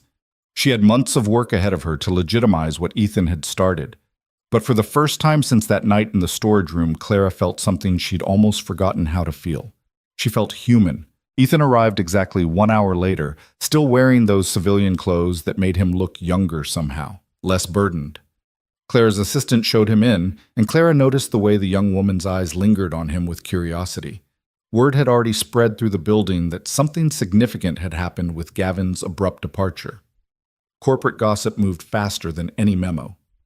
Sit down, Clara said, gesturing to the chair across from her desk. We have a lot to talk about. Ethan sat but remained perched on the edge of the seat, tension radiating from every line of his body. Security cleared everyone out of the ladle. They were professional about it, didn't hurt anyone. But Clara, those people have nowhere else to go. Curtis said you told him to keep everyone away for 24 hours, but after that they can come back, Clara interrupted. And when they do, things are going to be different, better. She took a breath, organizing her thoughts. Gavin's gone. He resigned this morning. Ethan's eyes widened. What? Why? Because he was embezzling from the company. Had been for years. Clara opened her laptop, showed him the evidence she'd compiled. I found it last night. When I confronted him this morning, he had no choice but to resign. You did this because of the ladle. I did this because it was right. The audit was never about company oversight. It was about Gavin covering his own crimes by exposing yours. Clara closed the laptop. He wanted to make you the villain so no one would look closely at his own activities. Ethan sat back slowly, processing. So, the ladle is safe? For now. But Ethan, we can't keep operating the way we have been. What you built is incredible, but it's not sustainable. We need to legitimize it, create a real framework that can grow and actually solve problems instead of just putting band-aids on them. How? Clara spent the next 20 minutes laying out the plan she'd developed with her mother. A charitable foundation funded initially by Clara's personal money and discretionary corporate funds, with a mission focused on immediate intervention for homeless populations. Not just food and blankets, but medical care, job training, temporary housing assistance. The ladle would become the pilot program, the proof of concept that could be expanded citywide if it worked. It's going to take time to set up properly, Clara admitted. Months, probably. But my mother knows people who can expedite the process. In the meantime, I'm authorizing you to take what you need from company supplies. Officially this time. Consider it a temporary corporate donation while we get the paperwork sorted. Ethan was shaking his head before she finished. Clara, I can't ask you to do this. Your personal money, your company's resources, you're not asking. I'm offering. She leaned forward. You showed me something I'd been deliberately ignoring. People suffering while I counted profits. Children sleeping in the cold while I worried about quarterly margins. I can't unknow what I know now. And I have resources, real resources, not just stolen supplies. It would be criminal for me not to use them. The board will never approve this. I'm not giving them a choice. I control 51% of the voting shares. My father made sure of that before he died. Clara's voice hardened with determination. This company is mine, and I'm using it to do something that matters. If the board doesn't like it, they can quit. I'll find people who actually give a damn about more than stock prices. Ethan studied her for a long moment, and Clara saw something shift in his expression, surprise giving way to respect, then to something warmer that made her look away. Your father would be proud, he said quietly, what you're doing here. It takes courage. My father killed himself because he thought business success was all that mattered, that if he couldn't maintain his empire, his life had no value. Clara's throat tightened. I spent years trying to prove I was stronger than him, that I wouldn't make his mistakes, but I was making different mistakes, building walls instead of bridges, counting money instead of measuring impact. You helped me see that. I didn't do anything except steal from you. You did everything. Clara stood, moving to the window where Manhattan sprawled below them in all its contradictory glory. You reminded me that numbers are just abstractions, that behind every statistic is a human being with a story, that sometimes the right thing to do is also the hardest thing to do. Ethan joined her at the window, standing close enough that she could smell the laundry detergent on his shirt and something else, soap and coffee and the faint antiseptic smell that seemed to follow him everywhere. So what happens now? Now we build something real, together. Clara turned to face him. I want you to run the foundation once it's established. You know these communities, you understand their needs, you've already built trust. I can provide resources and organizational structure, but this has to be led by someone who actually cares, not some professional administrator who sees it as a resume line. I'm a janitor with a high school diploma. You're a combat medic who built a functional support network from nothing. You're exactly who should be running this. Clara felt herself smile for the first time in days. Besides, I'll handle the bureaucracy and fundraising. You just focus on the people.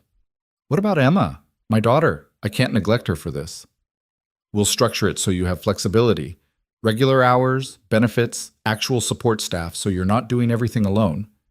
Clara had already thought through the logistics. Your daughter needs her father, and the foundation needs you. We can make both work.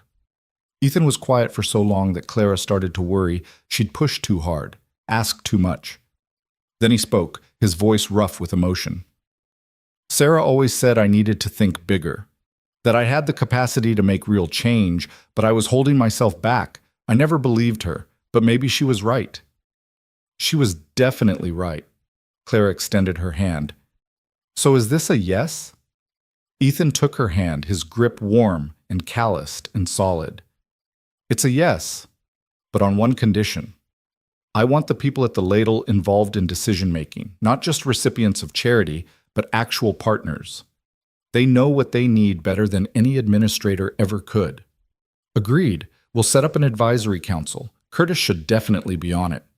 They were still shaking hands when Clara's assistant buzzed in. Ms. Wells, your mother is on line 1. She says it's urgent. Clara picked up this call, putting it on speaker. Mom, you're on speaker with Ethan Rowe. What's going on?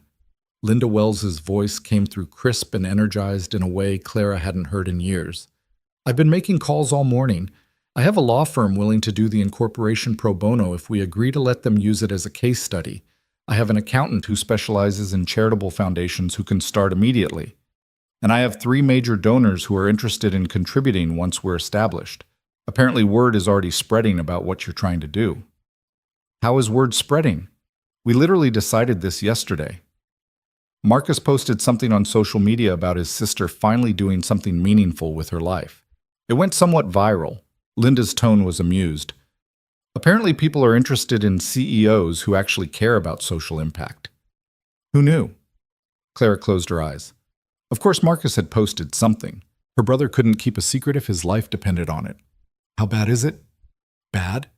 Clara, it's wonderful. You're getting genuine positive attention. The business press is calling you a pioneer in corporate social responsibility. One article called you the CEO with a conscience. That's going to make the board meeting interesting, Clara muttered. Embrace it, Linda advised. This is the kind of narrative that can transform a company's brand, and more importantly, it might inspire other corporations to do the same. You're not just helping one homeless camp, you're potentially starting a movement. After the call ended, Clara pulled up her brother's social media on her computer. Sure enough, there was Marcus with a photo of her from some charity gala, accompanied by a long caption about how his sister was using her company's resources to help the homeless, and how proud he was of her evolution from corporate robot to actual human being.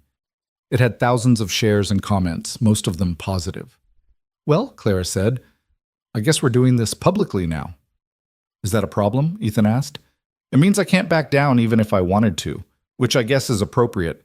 If I'm asking you to be all in, I should be all in too. Clara took a deep breath. Okay, new plan. We're holding a press conference in 3 days. We announce the foundation, explain the mission, and we do it from the ladle. Let people see the reality of what we're addressing. You want to bring press to the overpass? I want transparency. I want people to understand this isn't some abstract charity. It's about real people with real needs. And I want everyone who's been ignoring the problem to have to look it in the eye. Ethan smiled and it transformed his entire face. You really have changed, haven't you? I'm trying to. Clara felt heat rise to her cheeks and looked away. Go back to the ladle. Tell everyone it's safe to return. Tell them help is coming. Real, sustained help. And Ethan? Tell them thank you for teaching me how to be human again. Over the next 3 days, Clara barely slept. She worked with her mother and the pro bono legal team to draft incorporation documents. She met with her board in an emergency session that was every bit as contentious as she'd anticipated. 3 board members threatened to resign. Clara told them she'd have their replacement candidates ready by the end of the week. This is corporate suicide, one board member warned. Shareholders are going to revolt. The shareholders can vote me out if they want, Clara replied coolly. But I control enough shares that they'll have to work pretty hard at it. And frankly, if our investors are more concerned with quarterly dividends than with the fact that children are sleeping on the streets, I don't want their money anyway. She won the vote, barely, and walked out of that boardroom feeling simultaneously exhausted and more alive than she had in years. The press conference was scheduled for Thursday evening at 6 p.m., time to catch the evening news cycle. Clara's PR team wanted to hold it at the office, or at least at a hotel. Clara insisted on the ladle itself. She wanted the cameras to see the tents, the people, the reality of what they were addressing. The day of the conference, Clara dressed carefully in a simple black suit, professional but not ostentatious.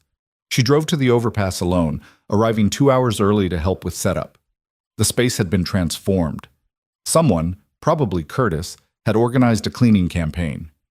The area was still clearly a homeless encampment, but it was orderly, dignified. A small platform had been erected for Clara to speak from, with microphones and lights provided by the news crews who were already beginning to arrive. Curtis approached as Clara stepped out of her car. "Ready for this?" "No," Clara admitted. "Terrified, actually." "Good. Means you're taking it seriously." Curtis handed her a cup of coffee. Real coffee, still hot. "The folks here, they want to thank you, but they're also skeptical. They've been promised help before, had their hopes raised and then crushed. So when you talk tonight, talk straight. No corporate nonsense, just the truth." "I can do that." Ethan appeared with his daughter Emma, a small girl with her father's gray eyes and a smile that reminded Clara painfully of Sarah from the photos Ethan had shown her. Emma was carrying a handmade sign that read, "Thank you, Ms. Clara," in crayon, decorated with flowers and hearts. "Emma wanted to be here," Ethan explained. "I told her what you're doing. She wanted to help." Clara knelt down to Emma's level. "That's a beautiful sign. Thank you." "Daddy says you're going to help his friends," Emma said seriously. "That's nice." "Daddy's friends are good people. They really are. Your father taught me that." As 6 p.m. approached, the area filled with cameras and reporters. Clara's PR director was managing the press pool, but Clara could see the journalists' faces as they took in the scene, the tents, the people, the children. Some looked uncomfortable. Others looked angry, as if seeing this poverty in the heart of wealthy Manhattan was a personal affront. Clara stepped up to the microphone at exactly 6 p.m. The camera lights were blinding, but beyond them she could see the faces of the people from the ladle, Curtis and Rosie and Mrs. Chen and Tommy and dozens of others. Real people whose lives would be affected by what happened next. "Good evening," Clara began, her voice steady despite her racing heart. "My name is Clara Wells, and I'm the CEO of Wells Logistics. 3 weeks ago, I discovered that one of my employees was stealing from my company. His name is Ethan Rowe, and he's standing right over there," she pointed. Cameras swiveled to capture Ethan, who stood with his daughter's hand in his, meeting the press's gaze without flinching. Mr. Rowe was taking supplies, blankets, medical equipment, food, and bringing them here to this encampment under the West Side overpass. By every legal definition, he was a thief. I could have fired him. I could have pressed charges. Instead, I decided to follow him one night and see where the stolen goods were going. Clara paused, letting her gaze sweep across the cameras and the people beyond them. What I found changed my life. I found 40 human beings living in conditions that should be impossible in one of the wealthiest cities in the world. I found children sleeping in cardboard boxes. I found elderly people choosing between food and medicine. I found veterans suffering from PTSD with nowhere to turn. I found people who had jobs and homes until one medical emergency, one layoff, one stroke of bad luck knocked them into poverty. They couldn't escape. Someone in the press pool shouted a question, but Clara kept going. Mr. Rowe wasn't stealing, he was saving lives. And he was doing it because the systems that are supposed to help these people have failed. The shelters are full. The waiting lists are months or years long. The bureaucracy is so complex that people who are struggling just to survive can't navigate it, so they end up here, forgotten by a city that would rather pretend they don't exist. Clara felt her voice strengthen, felt anger and passion replacing nervousness. Well, I can't pretend anymore, and I'm not going to. Tonight, I'm announcing the creation of the Wells Foundation, a charitable organization dedicated to immediate intervention for homeless populations. We're starting here at the Ladle, the community that Mr. Rowe and these incredible people built together. We're going to provide medical care, job training, temporary housing assistance, and most importantly, we're going to treat people with the dignity they deserve. The questions came rapid fire then, journalists shouting over each other. Clara's PR director tried to organize them, but Clara waved her off. Yes, the woman in the red jacket. Ms. Wells, are you condoning theft? Doesn't that send a dangerous message? What sends a dangerous message is a society that values property more than people, Clara replied. Mr. Rowe made a choice between following the law and saving lives. I'm not saying everyone should steal. I'm saying we need to fix a system where that choice even has to be made. The fact that stealing was the most effective way to help people should horrify us all. Are you planning to reimburse the company for the stolen goods? The foundation will formally acquire all remaining donated supplies through proper channels. And frankly, the value of what Mr. Rowe took is less than what I spend on office furniture in a quarter. If we're going to talk about theft, let's talk about the theft of human dignity, the theft of opportunity, the theft of hope that happens when we ignore suffering because it's inconvenient. Another reporter, this one from a conservative business network. Ms. Wells, some are saying this is a publicity stunt, that you're using the homeless as props to boost your company's image. How do you respond? Before Clara could answer, Curtis stepped up to the microphone beside her. Clara started to protest, but he shook his head. I'm Curtis Jackson, he said into the microphone, his deep voice carrying authority. I've lived here for 3 years. I'm what this lady calls unofficial mayor of this community. And I'm here to tell you, this ain't no publicity stunt. Ms. Wells came down here in the middle of the night not knowing if she'd be safe. She served soup, she held babies, she listened to our stories, and then she went back to her fancy office and put her career on the line to help us.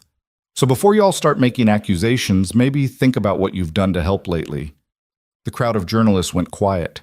Then Rosie's mother stepped forward, holding her daughter's hand. My name is Ana Martinez, she said in accented English, her voice shaking but determined. I came to this country with my daughter to escape violence. I worked hard, I followed the rules, but when I lost my job, I lost everything. Mr. Rowe, he made sure my daughter had food, had medicine when she was sick. He treated us like human beings when everyone else treated us like we were invisible. Ms. Wells, she's trying to make sure other people don't have to go through what we went through. That's not a publicity stunt. That's called caring. One by one, people from the ladle stepped forward to share their stories. Mrs. Chen talking about being abandoned by a system that didn't care about elderly immigrants. Tommy talking about his mental illness and how Ethan's kindness was the only thing that kept him from killing himself. A young veteran explaining how he'd gone from serving his country to sleeping under a bridge because the VA couldn't process his claims fast enough. Clara stood back and let them speak, let the cameras capture their faces and their pain and their resilience. This was what she'd wanted, not to make herself look good, but to make these people visible, to force the city, the country, to acknowledge that these weren't statistics or policy abstractions. They were human beings who deserved better. The press conference lasted for over an hour. By the end, even the most skeptical journalists seemed moved. Clara saw one camera operator wiping tears from his eyes as he filmed. As the news crews packed up their equipment, Clara found herself surrounded by people from the ladle, all wanting to thank her, to shake her hand, to tell her what this meant. Emma presented Clara with her crayon sign, and Clara accepted it with a lump in her throat. You really think you can change things? A voice asked. Clara turned to find a young man, maybe 25, with prison tattoos and wary eyes. Because I've heard a lot of promises. They never amount to nothing. I can't promise to fix everything, Clara said honestly. But I can promise to try, and I can promise that I'm not going anywhere. This isn't a one-time thing. This is a commitment. We'll see, the young man said, but he was almost smiling as he walked away. Ethan approached as the crowd dispersed. That was incredible. The way you spoke, people are going to pay attention. They'd better, because I meant every word. Clara looked around at the encampment, at the faces of people who were beginning to hope again. We're going to do this right, Ethan. We're going to build something that actually works. I know we will. He hesitated, then added, Emma asked if you'd like to have dinner with us sometime. Nothing fancy, just pizza at our apartment. She wants to show you her room and her drawings. Clara felt something warm bloom in her chest. I'd like that. I'd like that a lot.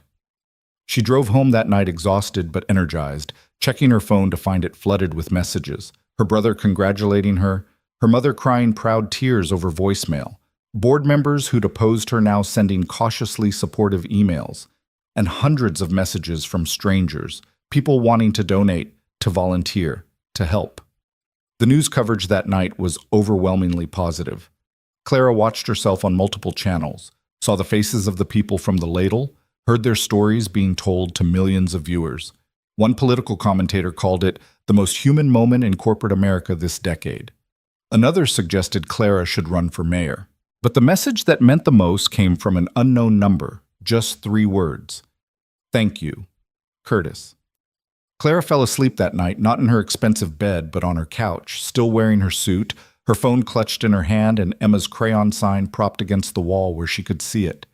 For the first time in years, she didn't dream about failure or her father's death or the endless pursuit of success that never quite satisfied. She dreamed about possibility, about change, about a world where people like Rosie and Tommy and Mrs. Chen didn't have to survive in the cracks, but could thrive in the light. And when she woke the next morning to dozens of missed calls and her assistant frantically texting that the foundation website had crashed from too much traffic and donations were pouring in faster than they could process them, Clara smiled. Because this was just the beginning. The foundation website crashing felt like a good problem to have, Clara thought, as she stood in the shower letting hot water pound against her shoulders. Her phone hadn't stopped buzzing since dawn. Reporters requesting follow-up interviews, corporate leaders wanting to discuss partnerships, individuals offering everything from money to volunteer hours. The world, it seemed, had been waiting for someone to acknowledge that success and compassion weren't mutually exclusive. By the time Clara reached her office at 7 a.m., her assistant had already compiled a list of the most urgent calls. The number at the top made Clara's breath catch. A billionaire philanthropist known for reshaping entire sectors with his donations wanted to discuss significant financial support for the Wells Foundation. He called personally at 6:30 this morning, her assistant said, eyes wide. Said he watched the press conference 3 times and wants to meet today if possible.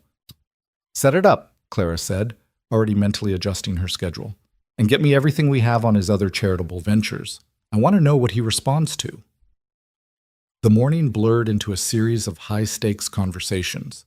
The billionaire, a tech mogul named Richard Chen, who'd made his fortune in software, met her for coffee at 8 and pledged $5 million on the spot. My mother lived on the streets for 6 months after my father died, he explained, his voice tight with old pain. I was too young to help her then. This is my chance to help someone else's mother. By noon, the foundation had received over $300,000 in individual donations, most of them small amounts, $20 here, $50 there, from people who'd watched the news coverage and wanted to contribute. Clara found herself moved to tears by the messages that accompanied them. This is my grocery money for the week, but those kids need it more. I was homeless once. Someone helped me, paying it forward. Finally, a CEO who gets it. But the message that hit hardest came through her personal email, forwarded from someone who'd tracked down her address. The subject line read simply, "From Tommy." Clara opened it with shaking hands. The email was clearly written by someone else. The grammar and spelling were too clean to be Tommy's own work. But the words were unmistakably his. Dear Ms. Clara, Curtis helped me write this because my hands shake too much. I wanted to say thank you for seeing me. Most people look right through me like I'm a ghost. You looked at me like I'm a person. The medicine you gave helped quiet the voices. I slept through the night for the first time in months. I don't know if I'll ever be okay again, but for the first time in a long time, I have hope. Thank you for giving me that. Your friend, Tommy. Clara sat at her desk and cried. Ugly, shoulder-shaking sobs that she didn't try to hide when her assistant walked in with more messages. The young woman simply set down the papers, squeezed Clara's shoulder, and quietly left. By the end of that first week, the Wells Foundation had raised over $8 million and had a waiting list of volunteers longer than Clara could process. Her mother had assembled a team of experienced nonprofit administrators to handle the operational logistics. Ethan had officially accepted the position of executive director and was working with Curtis and others from the Ladle to build the advisory council. And Clara had fielded calls from 3 other Fortune 500 CEOs interested in creating similar programs in their own cities. You've started something, her brother Marcus said when he stopped by the office Friday evening.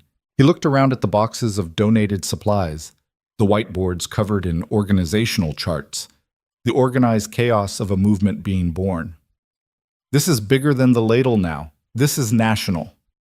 I just wanted to help 40 people under an overpass, Clara said, feeling overwhelmed. Yeah, well, you're going to help a lot more than that. Hope you're ready. Marcus hugged her, a rare gesture between them, and whispered, Dad would be so proud. I know I am.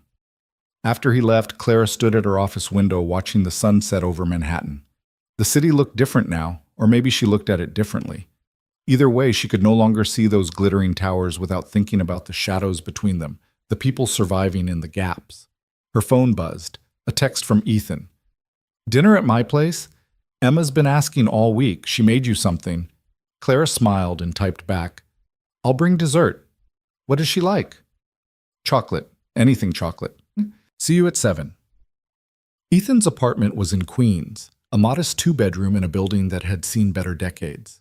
The elevator was broken, so Clara climbed 5 flights of stairs carrying a chocolate cake from the bakery near her office. She was breathing hard when she knocked, her expensive heels not designed for that kind of exertion. Emma answered the door, her face lighting up. "Ms. Clara, you came! Did you bring the dessert? Daddy said you might bring dessert." "Emma, let her in first," Ethan called from somewhere inside. He appeared in the doorway, wearing jeans and a sweater, his hair still damp from the shower. Clara felt something flutter in her chest that had nothing to do with climbing stairs. The apartment was small but immaculate, decorated with obvious care. Children's artwork covered the refrigerator.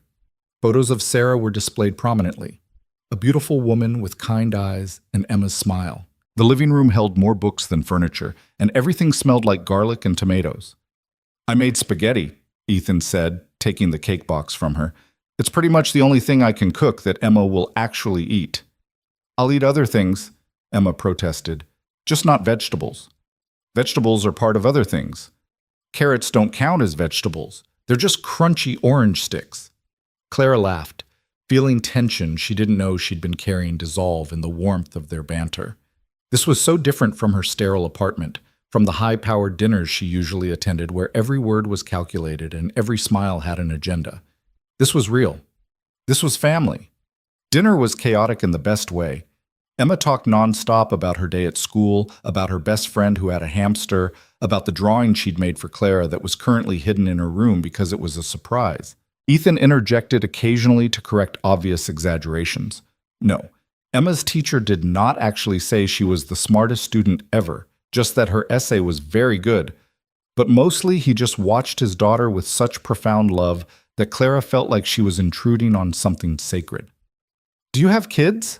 Emma asked suddenly, fixing Clara with those serious gray eyes. "Emma?" Ethan said warningly. "What? It's just a question." "No," Clara answered honestly. "I don't. I always thought maybe someday, but I was too busy building my company." "Do you wish you had them? Kids, I mean?" Clara considered this. A year ago, she would have said no automatically, would have cited the statistics about how children impacted career progression and productivity. But now, sitting in this cramped kitchen, watching Emma's animated face and Ethan's gentle presence, she found herself saying, "Yes, I think I do." "You should have them then," Emma declared with the absolute certainty of childhood. "You'd be a good mom. You help people. That's what good moms do." After dinner, Emma insisted on showing Clara her room. It was a riot of pink and purple, posters of pop stars Clara didn't recognize covering the walls.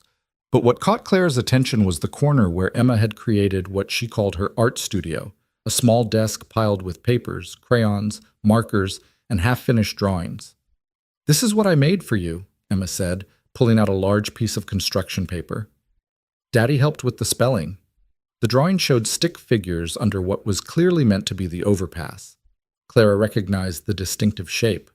There was a figure labeled Mr. Rowe with a stethoscope, another labeled Curtis with a big smile, smaller figures labeled with names Clara recognized from the ladle. And in the center, taller than the others, was a figure in a black dress labeled Ms. Clara, the hero. "I'm not a hero," Clara said, her throat tight. "Yes, you are," Emma insisted. "Heroes are people who help other people even when it's hard. Daddy told me what you did, how you stood up for him and for his friends.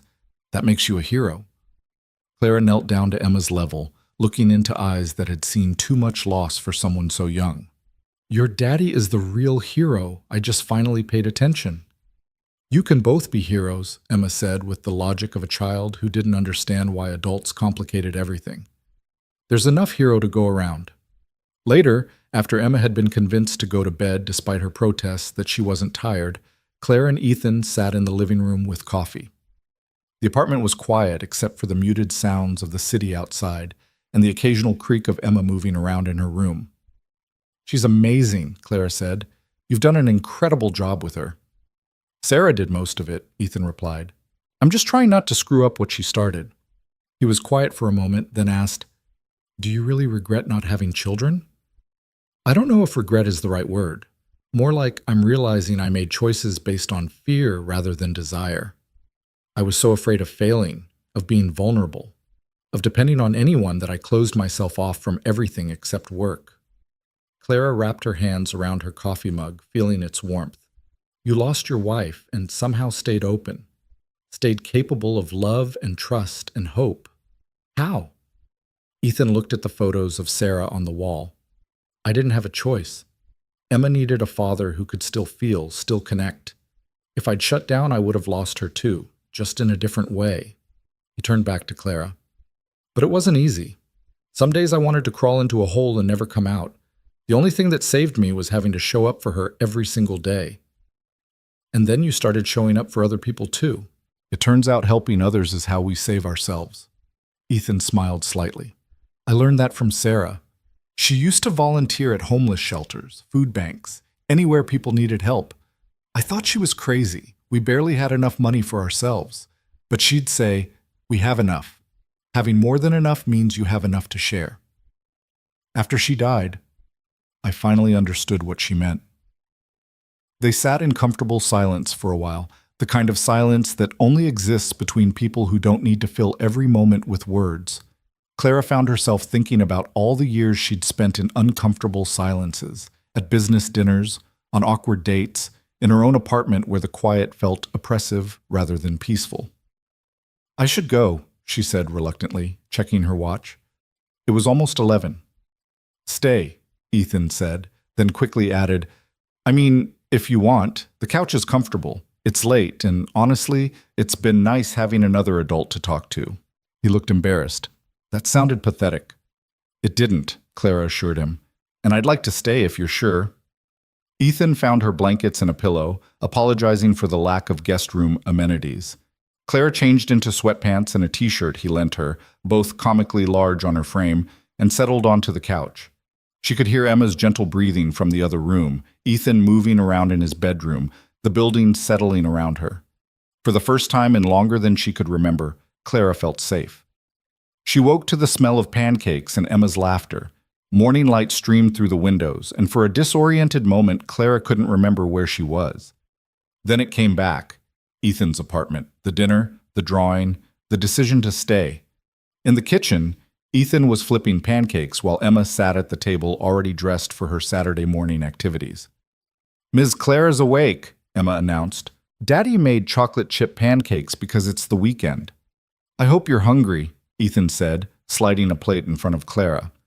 Emma insists guests get the first serving. They ate breakfast together, and Clara found herself cataloging details to remember later. The way sunlight hit the kitchen table, the sound of Emma's chatter, the comfortable domesticity of it all. This was what she'd been missing, what no amount of success or money could buy. Connection, belonging, the simple joy of being with people who saw her as more than a title or a bank account. Her phone buzzed. A message from her mother. Foundation incorporation is complete. You're official as of this morning. Congratulations, darling. Now the real work begins. Clara showed the message to Ethan. We're official.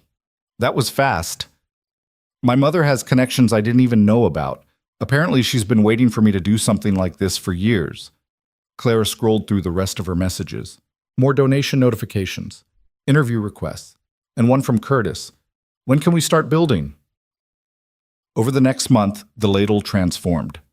With proper funding and organizational support, Ethan and Curtis's informal operation became a sophisticated intervention program. A medical van staffed with volunteer nurses visited 3 times a week. A job training program connected residents with employment opportunities. A partnership with a local law school provided free legal assistance for people dealing with documentation issues, outstanding warrants for minor offenses, or disputes with social services. But the most important change was the housing program. Using a combination of foundation funds and partnerships with local landlords, they began moving families out of the encampment and into temporary apartments. Not shelters, but actual homes with doors that locked, and kitchens that worked and bedrooms where children could sleep without hearing highway traffic overhead. Anna and Rosie were among the first to be housed. Clara was there the day they got their keys, watched Rosie run through the empty two-bedroom apartment squealing with delight, saw Anna cry as she stood in her own kitchen for the first time in 9 months. "I can cook for my daughter," Anna kept saying. "I can cook real food in my own kitchen." Mrs. Chen was next, moving into a senior housing complex where she immediately became the building's unofficial grandmother, teaching other residents how to make dumplings and fussing over everyone like they were family. Tommy was placed in a supportive housing program designed for people with mental illness, where he had his own room but also access to counseling and medication management. The last Clara heard, he'd started painting, abstract works that were beautiful and haunting and somehow hopeful. Not everyone accepted housing. Some preferred the freedom of the streets, didn't trust institutions even when they claimed to help. Clara learned to respect that choice, to keep the ladle operating as a low-barrier service for those who weren't ready or willing to transition. Curtis remained there, choosing to stay even when offered housing, because he said someone needed to be the bridge between the housed and the unhoused, someone who understood both worlds. The media attention continued, though it shifted from feel-good human interest stories to serious policy discussions. Clara found herself testifying before City Council about homeless services, participating in panel discussions about corporate social responsibility, being interviewed by national news programs about the role of business in addressing social problems. She hated most of it, the performative nature of public speaking, the way complex issues got reduced to sound bites, the constant scrutiny of everything she said and did. But she kept doing it because every appearance meant more attention for the cause, more potential donors, more pressure on politicians to actually address the systemic problems that created homelessness in the first place. 6 months after the press conference, Clara was invited to speak at a national business summit in Chicago. The topic was conscious capitalism, profits, and purpose. She almost declined. Her schedule was already overwhelming, but Ethan convinced her to go. "You're not just helping our people anymore," he pointed out. "You're showing other business leaders that this is possible. That's worth a few days away." So Clara found herself standing on a stage in front of 3,000 business executives looking out at a sea of expensive suits and calculating eyes. These were her people, she realized, or they had been. Now she wasn't quite sure where she fit. "A year ago," Clara began, her voice steady despite her nerves, "I caught my janitor stealing from my company. By every standard I'd been taught, I should have fired him and pressed charges. Instead, I followed him to see where the stolen goods were going. What I found changed everything I believed about success, about business, about what it means to be human." She told them the story, not the sanitized version her PR team had crafted, but the real story. The shock of seeing the encampment, the guilt of having ignored suffering for so long, the fear of risking her company for people she didn't know, the joy of discovering that doing the right thing felt better than any quarterly profit report ever had. "Here's what I learned," Clara said, leaning into the microphone. "We've been asking the wrong question. The question isn't how much profit can we make. The question is how much good can we do while still being profitable? And the answer is a lot more than we think." She shared the numbers, the foundation's budget, the people housed, the medical interventions, the job placements. But she also shared the things that couldn't be quantified. The way Rosie's face lit up when she talked about starting school, the art Tommy was creating, the fact that Mrs. Chen no longer had to choose between food and her heart medication.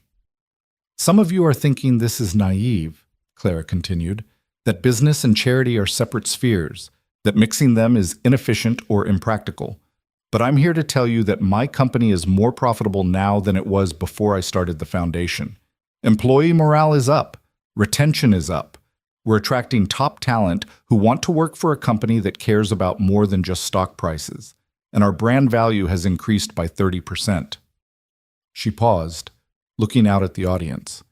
But even if none of that were true, even if doing this had hurt our bottom line, it would still be worth it. Because at the end of the day, we're not going to be remembered for our profit margins. We're going to be remembered for what we did with our privilege, our resources, our power. We're going to be remembered for whether we helped or whether we looked away." The speech ended with a standing ovation. Afterwards, Clara was surrounded by executives wanting to discuss partnerships, to learn how to replicate the model, to share their own awakening moments. It was exhausting and exhilarating in equal measure. On the flight back to New York, Clara stared out the window at clouds that looked solid enough to walk on, and thought about how much had changed. A year ago, she'd been alone in her corner office, measuring her worth in numbers that never quite added up to satisfaction. Now she had purpose. She had community. She had Ethan and Emma and Curtis and all the others who'd taught her that success meant something entirely different than she'd imagined. Her phone buzzed with a text from Ethan. "Emma made you another drawing. This one's even better. When are you coming for dinner?" Clara smiled and typed back, "Tomorrow? I miss you guys." The response came immediately. "We miss you too." Something warm bloomed in Clara's chest. Over the past months, dinners at Ethan's apartment had become a regular occurrence. Sometimes they talked about the foundation, strategizing and problem solving. But more often they just talked about life. Emma's school activities, books they were reading, memories of people they'd loved and lost. It was comfortable and complicated, and Clara found herself looking forward to those evenings more than anything else in her schedule. She wasn't sure when her feelings for Ethan had shifted from professional respect to something deeper. Maybe it was the night Emma fell asleep between them on the couch during a movie, and Ethan had looked at Clara over his daughter's head with such tenderness that Clara's breath had caught. Maybe it was the day at the ladle when their hands had brushed while serving soup and neither of them had pulled away. Maybe it had been inevitable from the moment she'd watched him tend to that homeless child's wound with such gentle competence. Whatever the catalyst, Clara was now forced to acknowledge a truth she'd been avoiding. She was falling in love with her former janitor, the man who'd stolen from her company and inadvertently stolen her heart in the process. The foundation's one-year anniversary fell on a cold November evening. They'd planned a celebration at the ladle, not a fancy gala, but a community gathering where everyone who'd been part of the journey could come together. Clara arrived early to help set up, finding the space transformed with lights and decorations, tables loaded with food donated by local restaurants. Curtis had organized everything with his usual efficiency. "Year one in the books," he said, hugging Clara. "You know what we've accomplished? 73 people housed, 247 receiving regular medical care. 18 people in job training programs, 12 of them already employed. 3 families reunified after being separated by homelessness." He grinned. "Not bad for an operation that started with stolen blankets." People began arriving, former residents of the encampment now living in apartments, volunteers who'd given countless hours, donors who'd contributed everything from money to medical supplies. Anna brought homemade tamales. Mrs. Chen brought dumplings.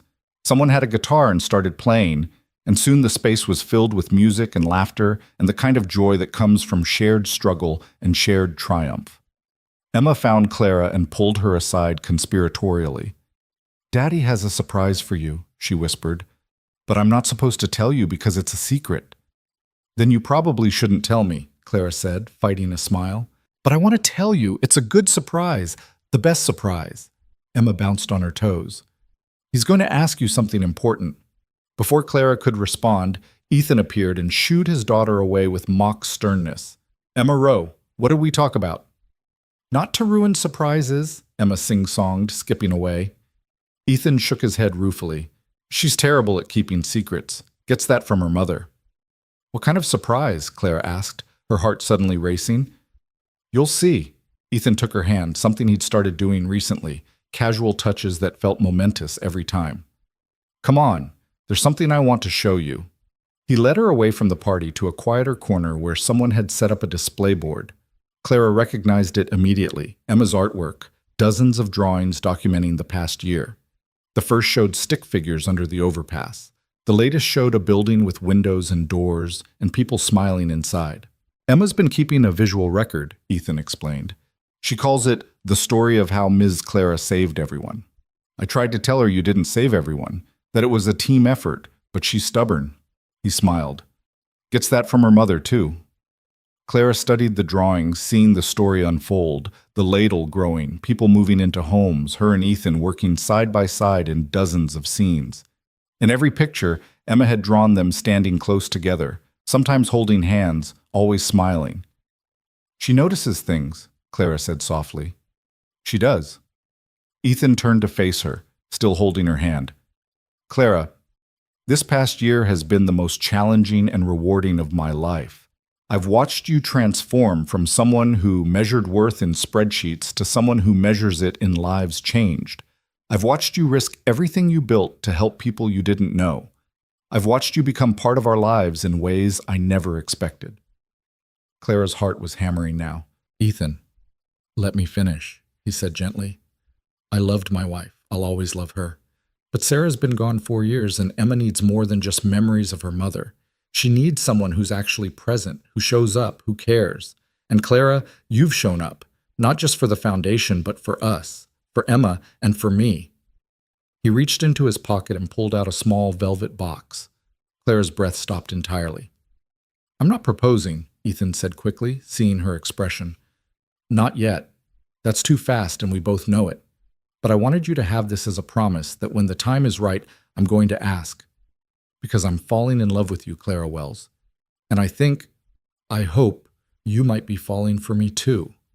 He opened the box to reveal a simple necklace with a small pendant shaped like a ladle.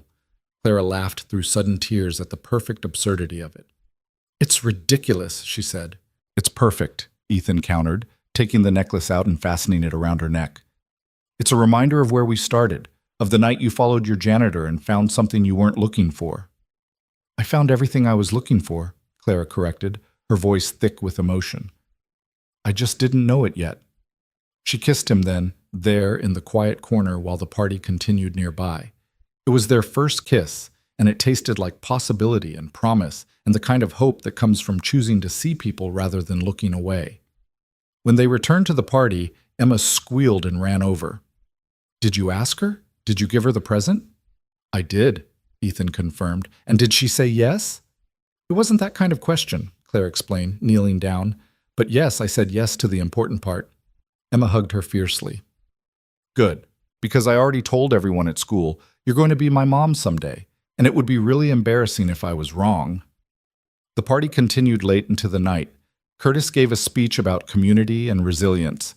Anna sang a song in Spanish that made everyone cry, even though most people didn't understand the words. Tommy showed up with a painting he'd done, a beautiful abstract piece in blues and golds, and presented it to Clara as a thank you gift. It's called Hope, he explained, because that's what you gave me. Clara hung it in her office the next day, right behind her desk, where she could see it every time she looked up from her computer. It became her favorite thing in the room, worth more than all her expensive furniture and awards, and the fancy coffee maker that had cost more than most people's monthly rent. The foundation continued to grow. By year 2, they'd expanded to 3 additional sites across the city. By year 3, they were partnering with organizations in 5 other cities to replicate the model.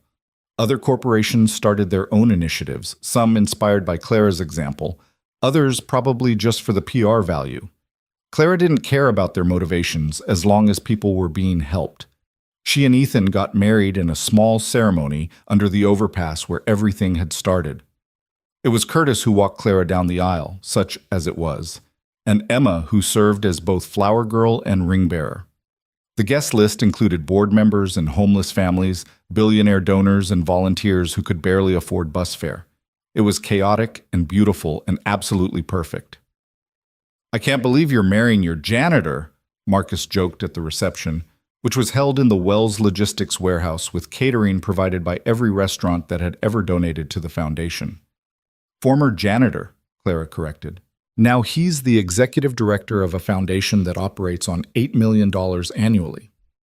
Still, this time last year, you were the Ice Queen CEO who everyone was afraid to talk to. Now you're married to a guy who serves soup under a bridge. It's quite the character arc. The best one, Clara agreed, watching Ethan dance with Emma across the improvised dance floor. Want to know a secret? Always. I'm happier now than I've ever been. The company is doing better than ever, the foundation is changing lives, and I get to come home every night to people who love me for who I am, not what I've achieved. She smiled at her brother. Turns out Dad was wrong. Success isn't just about building empires. It's about building connections, building community, building a life that actually means something. Marcus hugged her, something he'd started doing more often. I'm proud of you, sis. We all are. 5 years after that night, Clara had followed her janitor through the rain. She stood in the same spot under the same overpass. But everything else had changed. The encampment was gone, replaced by a community center that bore Ethan's name, though he'd protested and tried to have it named after Sarah instead. The Row Center provided services to hundreds of people every week: medical care, job training, legal assistance, mental health counseling, and yes, still soup and blankets for anyone who needed them. Emma was 13 now, passionate about social justice, and already talking about becoming a doctor who worked with homeless populations. She volunteered at the center every weekend, having inherited her mother's optimistic belief that everyone deserved help and her father's practical approach to providing it. Curtis had finally accepted housing, but still came to the center every day, serving as a mentor to people newly experiencing homelessness. "Someone needs to tell them it's not the end," he explained, "that you can come back from this. I'm living proof." Mrs. Chen had started a cooking program, teaching people how to make nutritious meals on limited budgets. Tommy's paintings now sold in galleries, with all proceeds going to mental health programs for homeless individuals. Anna had gotten her citizenship and was working as a translator for the center, helping Spanish-speaking families navigate the system. The original ladle operation had expanded into a network of mobile units serving multiple locations across the city. The foundation had helped over 3,000 people transition into stable housing. Dozens of corporations had started similar programs in their own cities, creating a movement that reached far beyond what Clara could have imagined that night she'd first confronted Ethan in the storage room. Standing there now, Clara felt Ethan's arm around her waist, Emma chattering excitedly about a school project, the sounds of the center full of life and purpose behind her. This was home in a way her expensive penthouse had never been.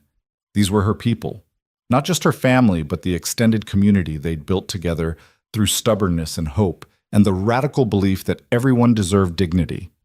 "What are you thinking?" Ethan asked softly. "I'm thinking about numbers," Clara admitted, "but not the kind I used to obsess over. I'm thinking about 40 people who were living under this overpass 5 years ago. About how many of them now have homes, jobs, futures. About the kids like Rosie who are in school instead of sleeping in cardboard boxes. Those are the only numbers that matter anymore." "The CEO still likes her metrics," Ethan teased. "Some things never change." "Some things do," Clara corrected, touching the ladle pendant she still wore every day. "I used to think success meant having the biggest company, the most money, the most power. Now I know it means this: coming home to you and Emma, working on something that actually helps people, measuring my worth in lives changed instead of dollars earned." Emma tugged on Clara's sleeve. "Mom, can we go inside? I want to show you the mural the art class finished.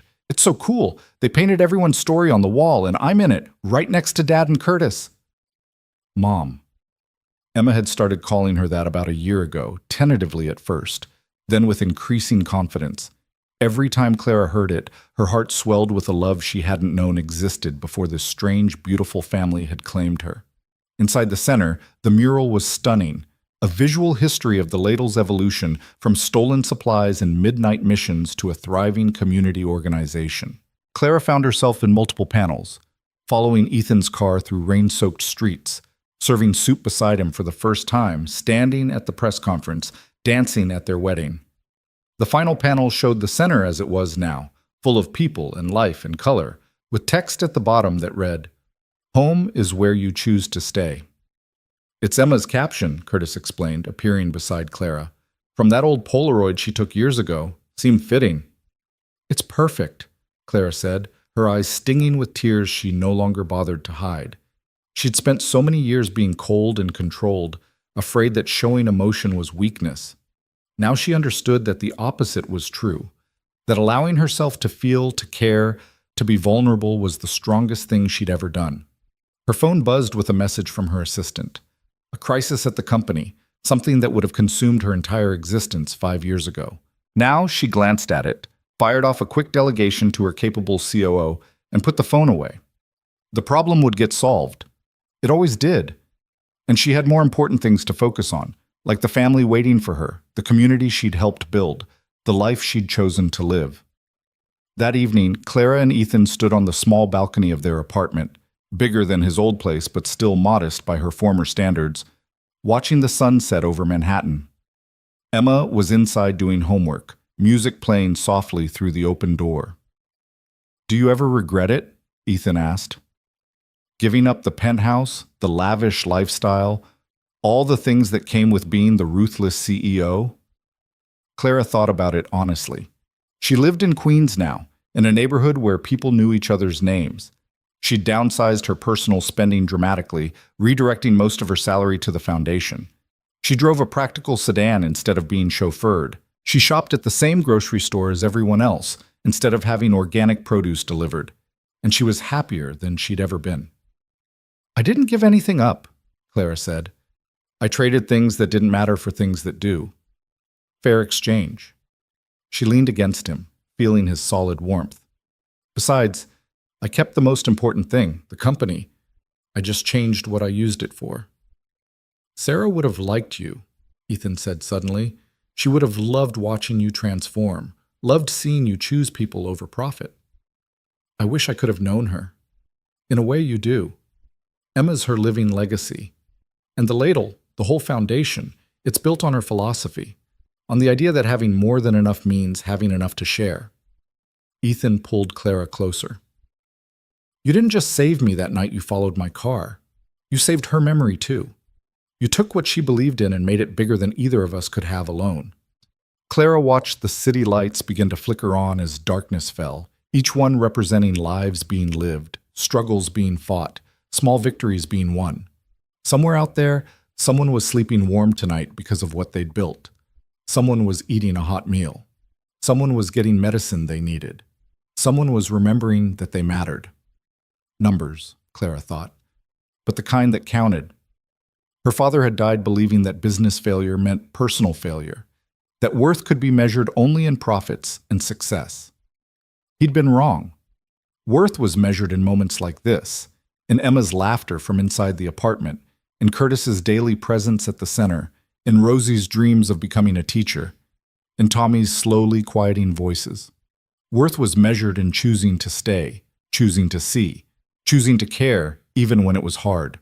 The next morning, Clara stood in her office at Wells Logistics, looking at Tommy's painting of hope and Emma's framed drawing and the photos that now covered her walls.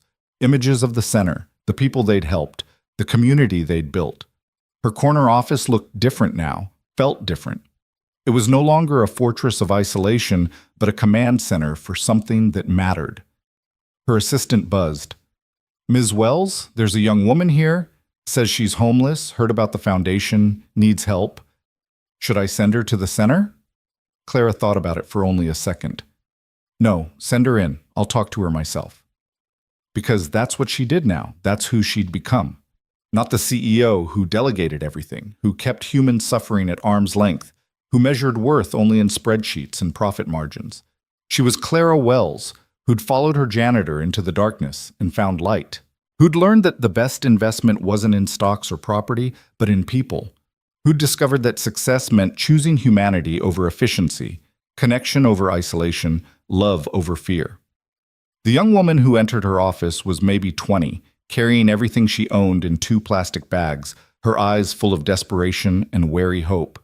Clara recognized that look, had seen it countless times over the past 5 years.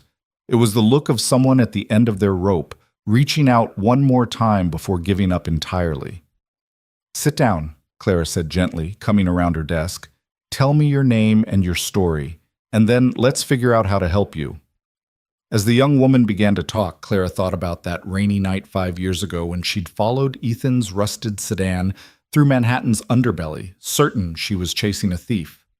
She'd been right about the theft, just wrong about what mattered most. Ethan had stolen supplies, yes, but more importantly, he'd stolen her certainty, her comfortable blindness, her ice-cold logic that had protected her from caring too much. And in return, he'd given her everything that mattered. A family, a purpose, a life that felt lived rather than merely managed. The ability to look at herself in the mirror and recognize the woman staring back. That night, Clara came home to find Ethan making dinner while Emma practiced violin in the living room, badly but enthusiastically. The sound that had once have driven her crazy now made her smile. This was chaos. This was messy. This was real. How was your day? Ethan asked, kissing her as she dropped her briefcase by the door. I helped someone, Clara said. Just one person. But it felt like enough. It's always enough, Ethan assured her. One person at a time. That's how we change the world. Clara thought about Curtis's words from 5 years ago, about starting where you are with what you have, about showing up and doing what you could, and hoping it mattered. She thought about her father, about the empire he'd lost, and the life he'd wasted believing success was singular and unforgiving. She thought about Tommy's painting, about hope being something you chose rather than something you found. And she thought about the ladle pendant around her neck, the physical reminder that sometimes following people into the darkness was the only way to find your way into the light. I love you, she told Ethan, the words still feeling new and precious every time she said them. I love you too, he replied. Thank you for following me that night. Thank you for stealing from me, Clara answered, and they both laughed at the absurdity and truth of it. Outside, rain began to fall on Manhattan, washing the streets clean, creating halos around the streetlights, soaking the city in possibility. Somewhere under an overpass, people were gathering for soup and blankets, and the kind of kindness that saves lives. Somewhere in Queens, a family was sitting down to dinner together, counting blessings instead of dollars. Somewhere in the space between what was and what could be, hope was taking root and growing. And in a modest apartment that smelled like garlic and sounded like violin practice, Clara Wells, former ice queen, current human being, closed her eyes and understood that she'd finally found the one number that mattered most. The number was simple. It was 3. One former CEO, one former janitor, one daughter who'd never let either of them forget what mattered. A family built not from perfection, but from choosing each other, choosing kindness, choosing to stay. Home, it turned out, was exactly where you chose to be.